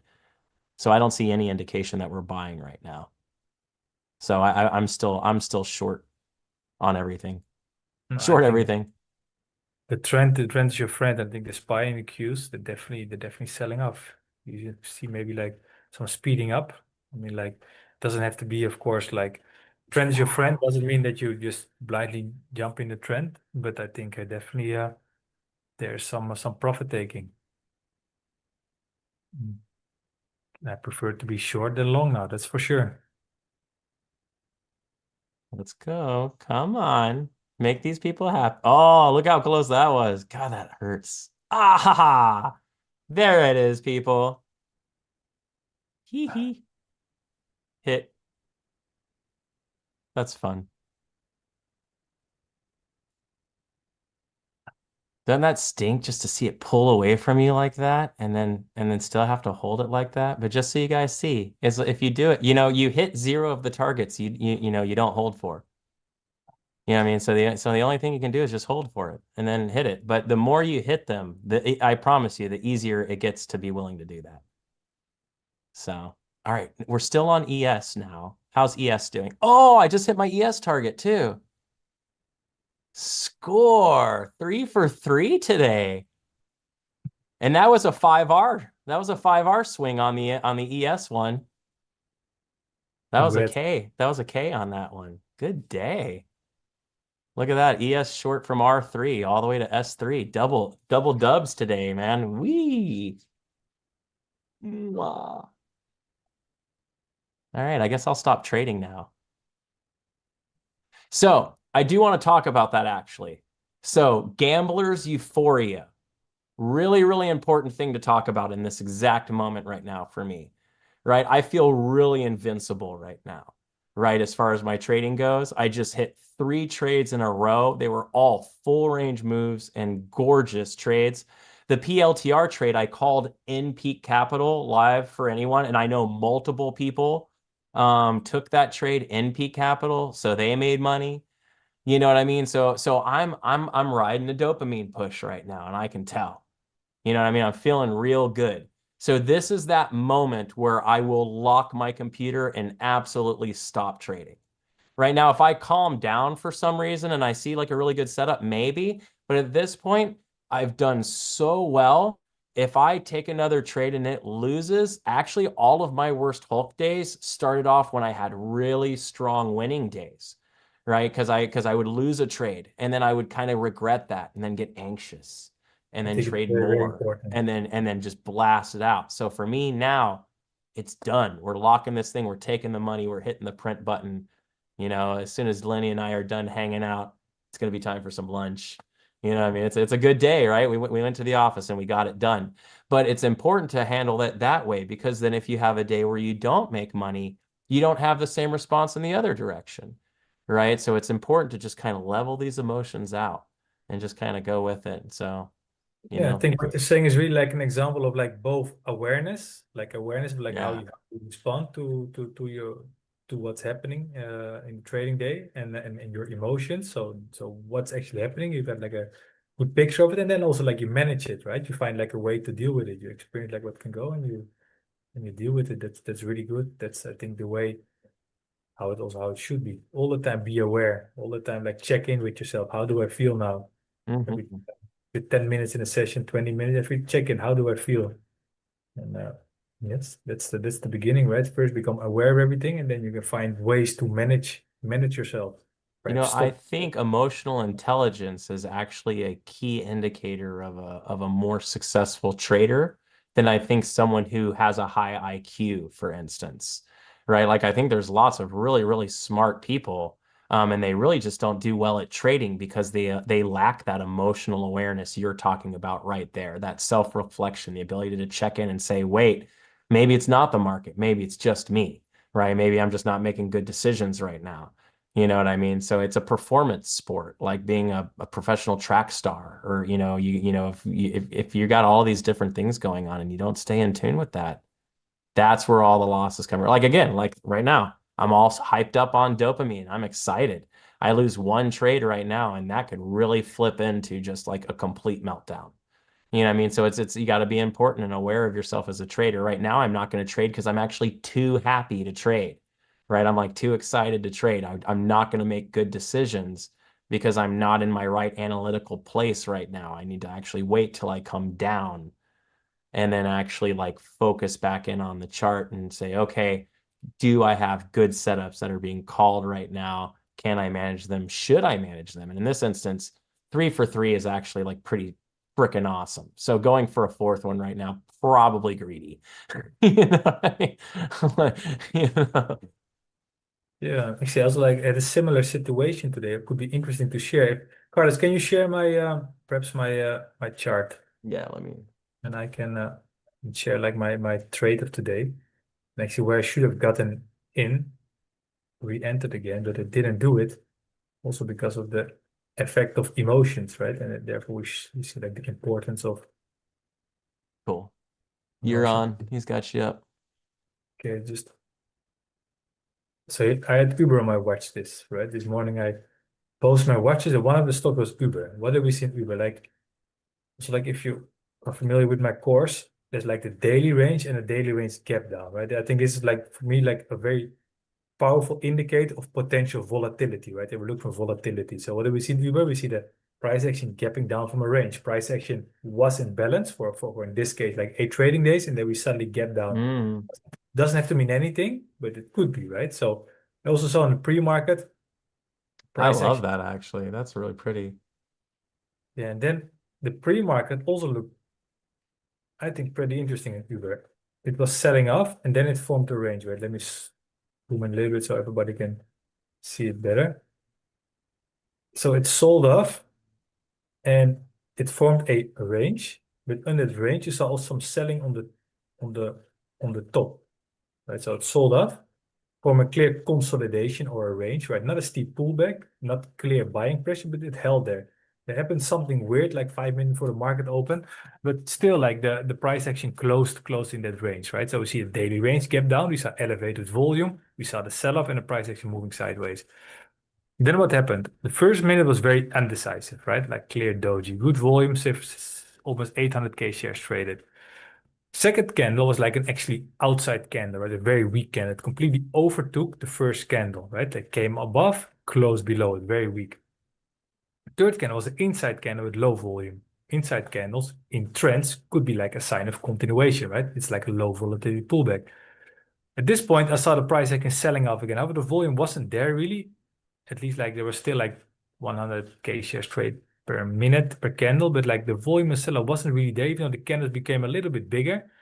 And it was this double bottom, so I doubted it, but I got in here, tight stop loss for a quick move down, and I got stopped out. Then it sold off again, and I also I was trading live with a group of my students, and here it broke down again. And now we closed below this whole opening range. So at this point, like we see like a daily range gap down. We see a weak pre-market selling off, forming a range. Opening range 5 minutes, also weak, right? First candle undecisive, second candle outside candle selling off the first candle, third candle inside candle. We see a speeding down. You see, yes, some rangy price action, but coming down again. And this time we closed below it. So I told people I should just get in here. My stop was above it. But at that point, I already took one loss and I was doubting a little bit because the order flow was kind of slow.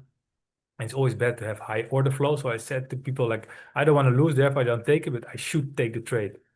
And then the price action sold off and it's still selling off. I think that's really like a very classic 5 minute opening range breakdown. And that's also part of trading, right?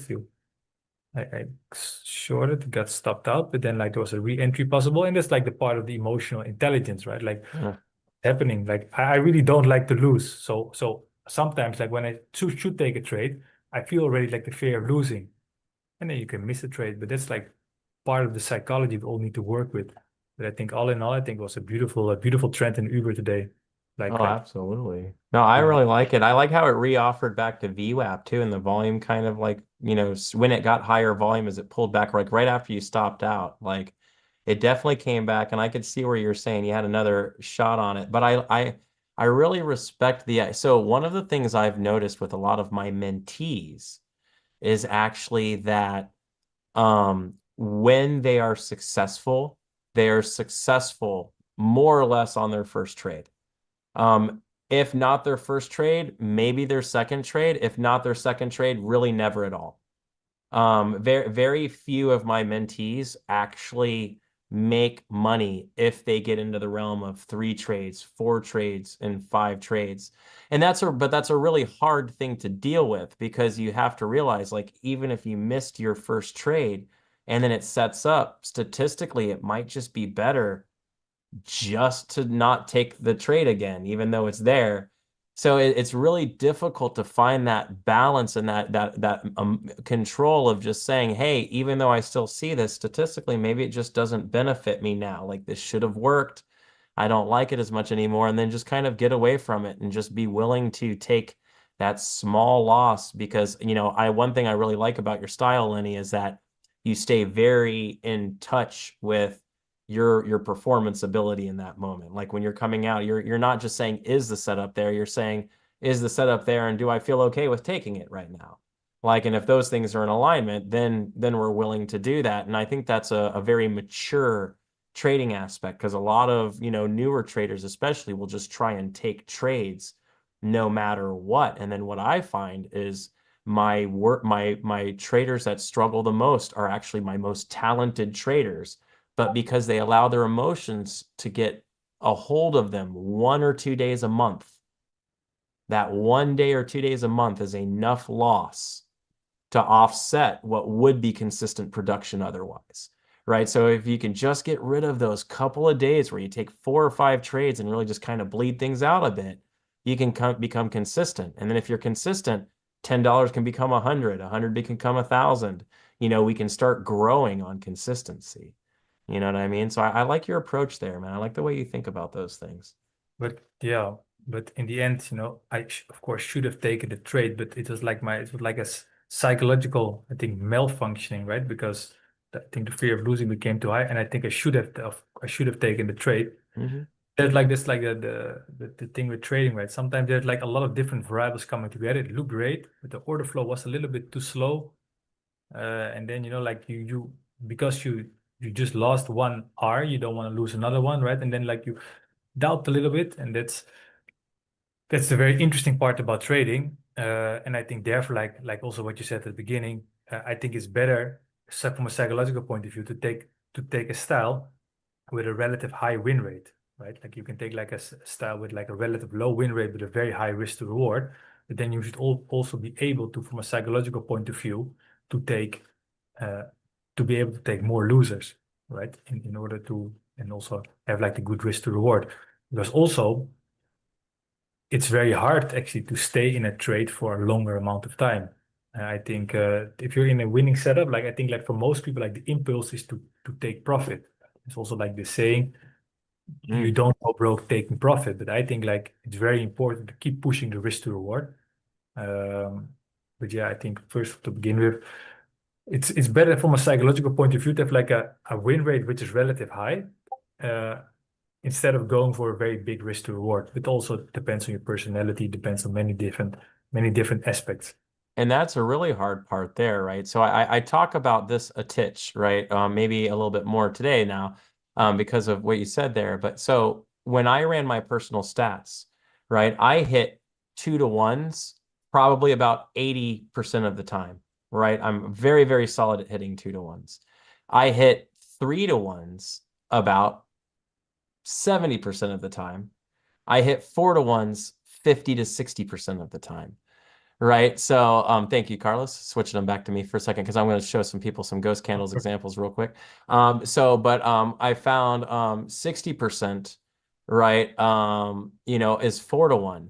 So, but what ironically happens is at 4-to-1 at 60%, I make more money than 3-to-1 at 70%.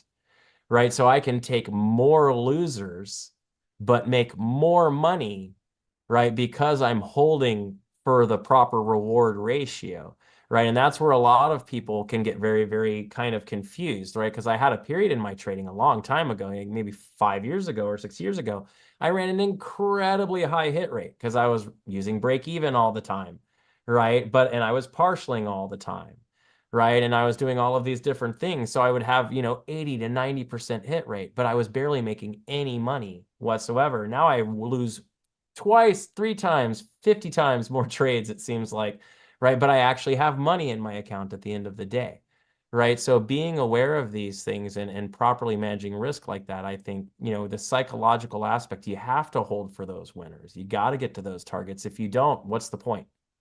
Yes. You know what I mean? It's you're That's just very not going to make important. money. You're just not going to make money. It just won't happen, you know? Which was very, very important.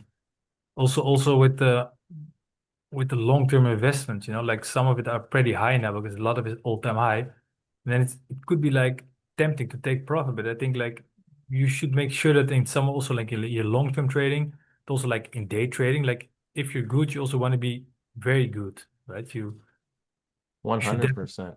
profit like on your winning trades. PLTR, baby. Making me look good today now. Thank goodness. I love it. Whenever you're doing one of those, boot camp, and don't forget everybody out there, quick break here for just a second and I'm going to show you some ghost candles.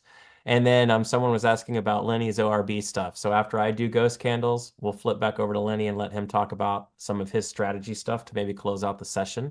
I think that'd be really fun. So just for thumbs up, likes, shares, you know what you're supposed to do. We have a job, you have a job. You make sure you're doing yours. We appreciate that.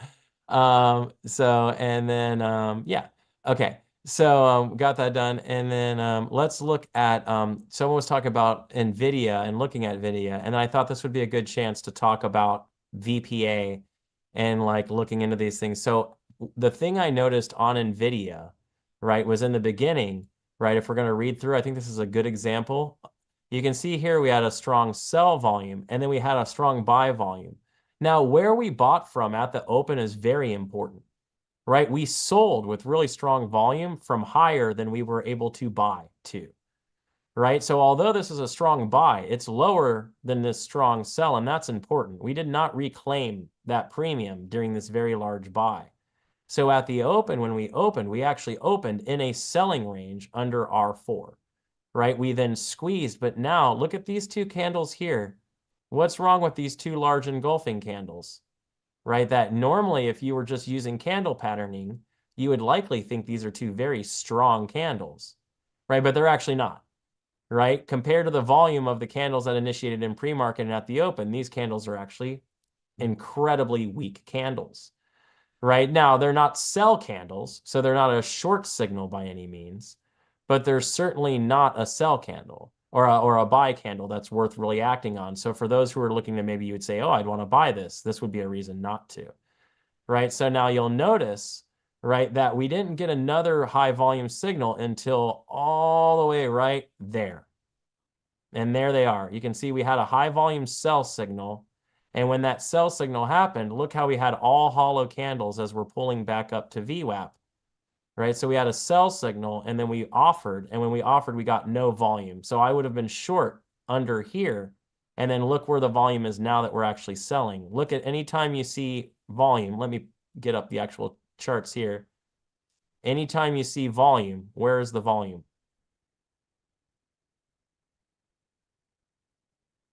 Right? Anytime you're seeing volume, it's on sell candles, right?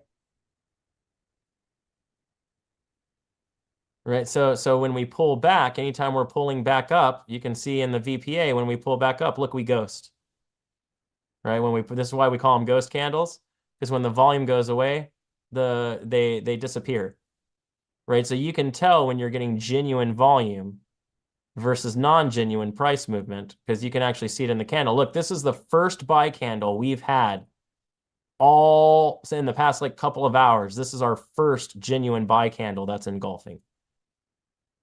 So this would be the first signal that we've had this entire time that there could be a rally starting to set up off of NVIDIA right now, right? And it's just a could be, right? It's just a buy candle, right? And then we pushed higher and our volume dropped. So I would like to see the volume go down, and I'd like to see it ghost as we go down. Stay dark, no red volume, right? If we come do that, then find more green here again, that would be a long signal for me. I'd look to go long somewhere in here, throw my stop down here, and then target the range, run back across, maybe back up to, maybe back towards VWAP or something like that. So pretty cool stuff there, right? All right, so that's an example of those. And then and back to Lenny for the last switch of the day. I'm coordinating movement with Carlos. So yeah, I want to learn your strategy for future stocks and where we can learn it properly. Bear Bull Traders, Sunita, come on in. Or So guys, I need to go in a couple of minutes because I got another phone call in 10 minutes from now. we have your chart back up, so you can talk about anything you want with the amount of time that you have left, and then I'll close it out. Awesome. So the question is that I get a question from Tamali. How often does your opening range breakout work out? I think on average I have like 50 to 55% win rate. But it also depending on your style, right? And now I'm trying to push way more the risk to reward. Then also like the win rate goes down a little bit. I have like one of my students, he actually had a win rate of 65%. And he always goes for between 1.2 and 1.5 R. But I also think like he can push it a little bit further.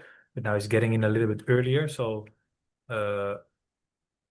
it's easy for him to go to 1.5 R, right? So I think you can expect between like 50 and 65% win rate if you do it really well. And then you should just never take partials before 1.2 or 1.3 R. And occasionally you should go for way more R. And I think that's the way an ORB, right? It's not only about the win rate, it's also about the risk to reward. It's about a combination of the two that determine profitability.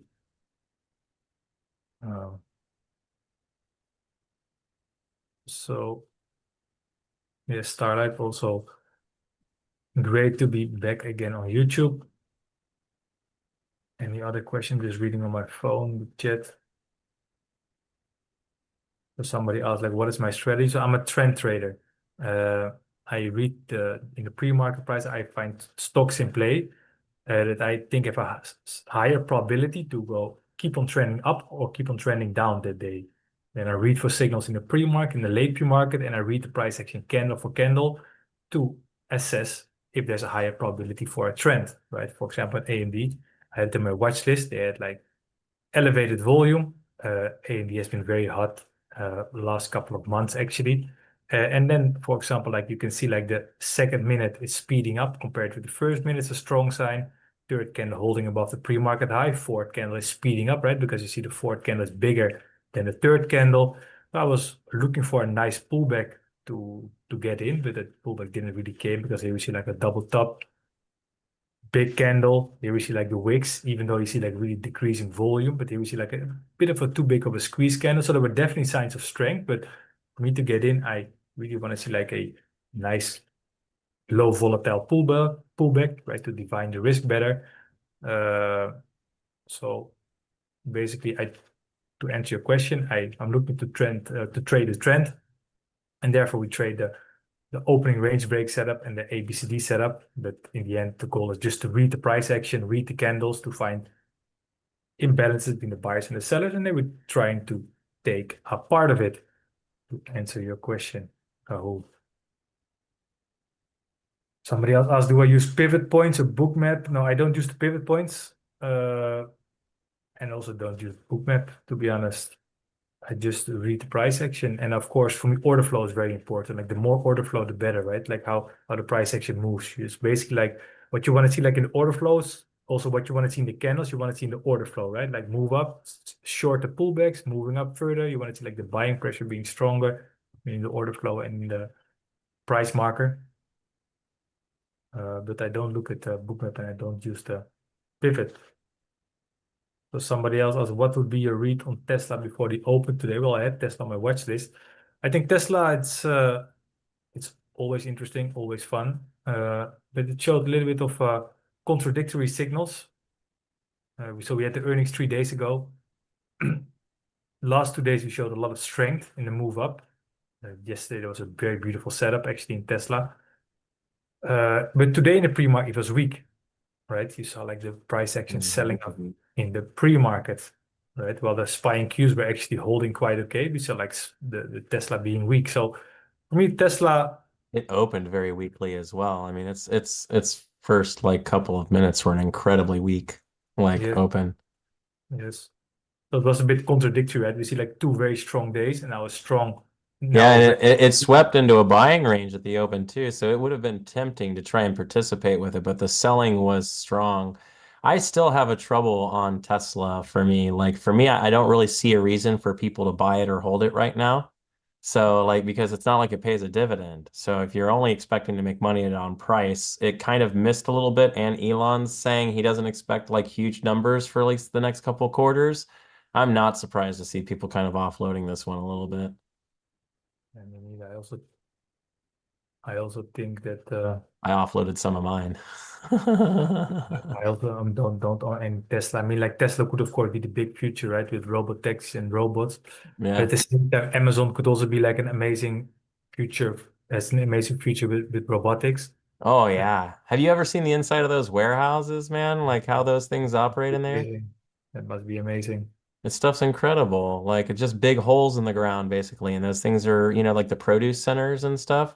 They got robots handling the produce in completely sterile environments. And they're rolling back and they don't have any person who just accidentally sneezed, like handling like a freaking, head of lettuce or something like that. So it's just kind of rolling through there, and these robots are dropping them into the bins. They get shit, and then eventually they're just going to drone that thing right to your house and drop it off on your doorstep. Yeah, and they have a lot of incentive, right? Because they have a lot of staff. So if they get the robotics and they work for so long with robots already, they have they can lay off staff, and that could save like a lot of money for them. For So sure. the idea is right, like, or it's gonna be like, it could be multiple players, right? It's like Amazon and Tesla, they're both competitors for robotics, but if Tesla doesn't work out with the robotics, like the electrical car vehicle part's actually doing very bad, right? Yeah. So Amazon, the robot doesn't work There's a out. lot of It's still a companies, very solid especially company. overseas, that are like really making some big ground on the auto driving stuff. And I think they're smoking Tesla on that right now. So Yeah. It'll be interesting to see how that goes. I still don't know if I could ever sit behind a car's wheel and let it take me somewhere. I don't know. It just freaks me out. To get used to it for sure. I'm too old. So old. Okay, so guys, I gotta go. And it was a pleasure being here with you, Thor. Thank you so much, Lenny, for coming by and hanging out with me, man, and bringing your expertise and, and your experience to how you approach trading to us, man. Well, hopefully we can have you back on again sometime soon whenever you have spare.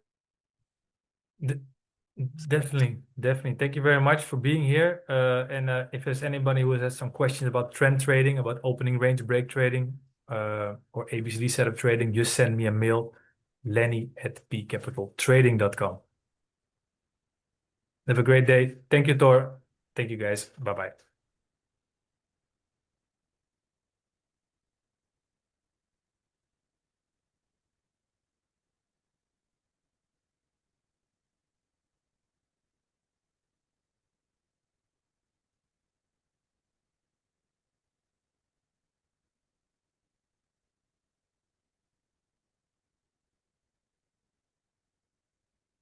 Can you hear me now?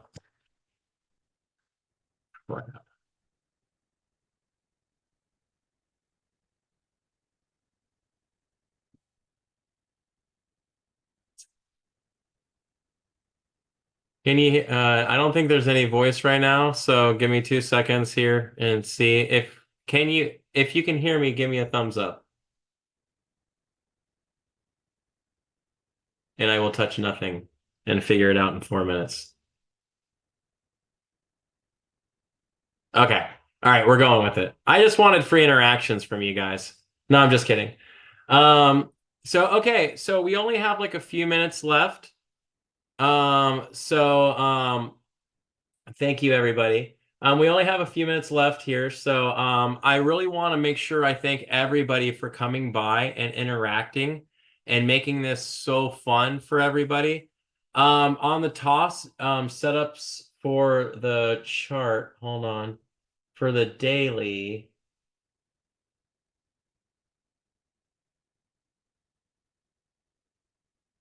Oh my God, it's been a while, so I'm so sorry.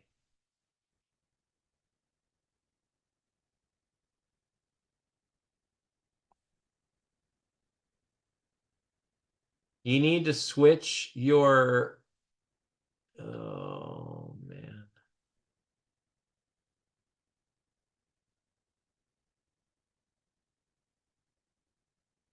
It's been a while.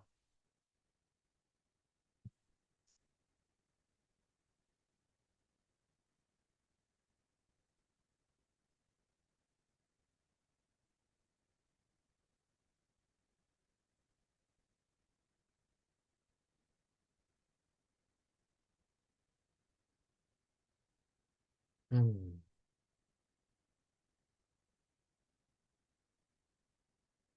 I'm trying to think of what it is. I know what it is. I just can't think of it. It's been a while since I've gone through this.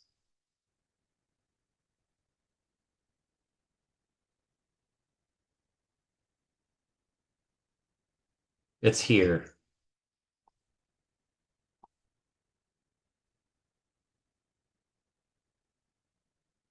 Time interval is going to be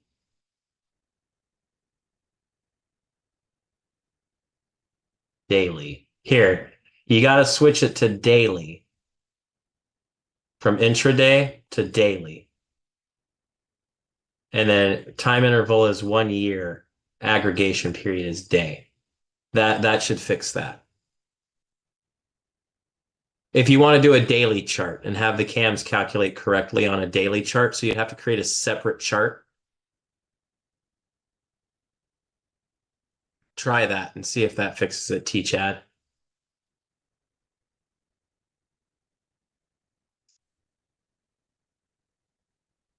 Did that do it? Awesome.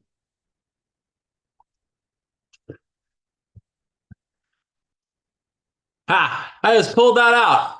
Yeah, that's awesome. That's exciting. Man, I haven't thought about that for a while. Okay, cool. Good stuff. Beautiful. Okay. a reminder, everybody, tomorrow is Wednesday, and y'all know what happens on Wednesdays, right?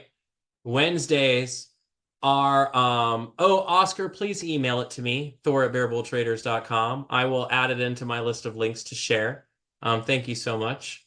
So make sure you come by tomorrow. Tomorrow is Brains Day, right? So we're gonna have the illustrious Dr. V on to hang out with us and talk all things psychology. Where else can you really hang out and with a one-on-one with a PhD doctor of psychology? Also, good news, make sure you mark on your calendars August 5th at 11 o'clock. We are having JT from Spot Gamma. So for all of you options traders, this is a cannot miss opportunity. You need to come by. This guy is in high demand to get out and teach us things. So he's going to come on there, do that. Don't forget Fridays, Nathan's on to help us with bookmap. Thursdays are all mine. So I hope everybody to see you all tomorrow. Get ready to come in, maybe have some fun stuff on tomorrow for this doctor session. So I hope you all have a great rest of your trading day. I appreciate you all. Don't forget to like, share, and subscribe.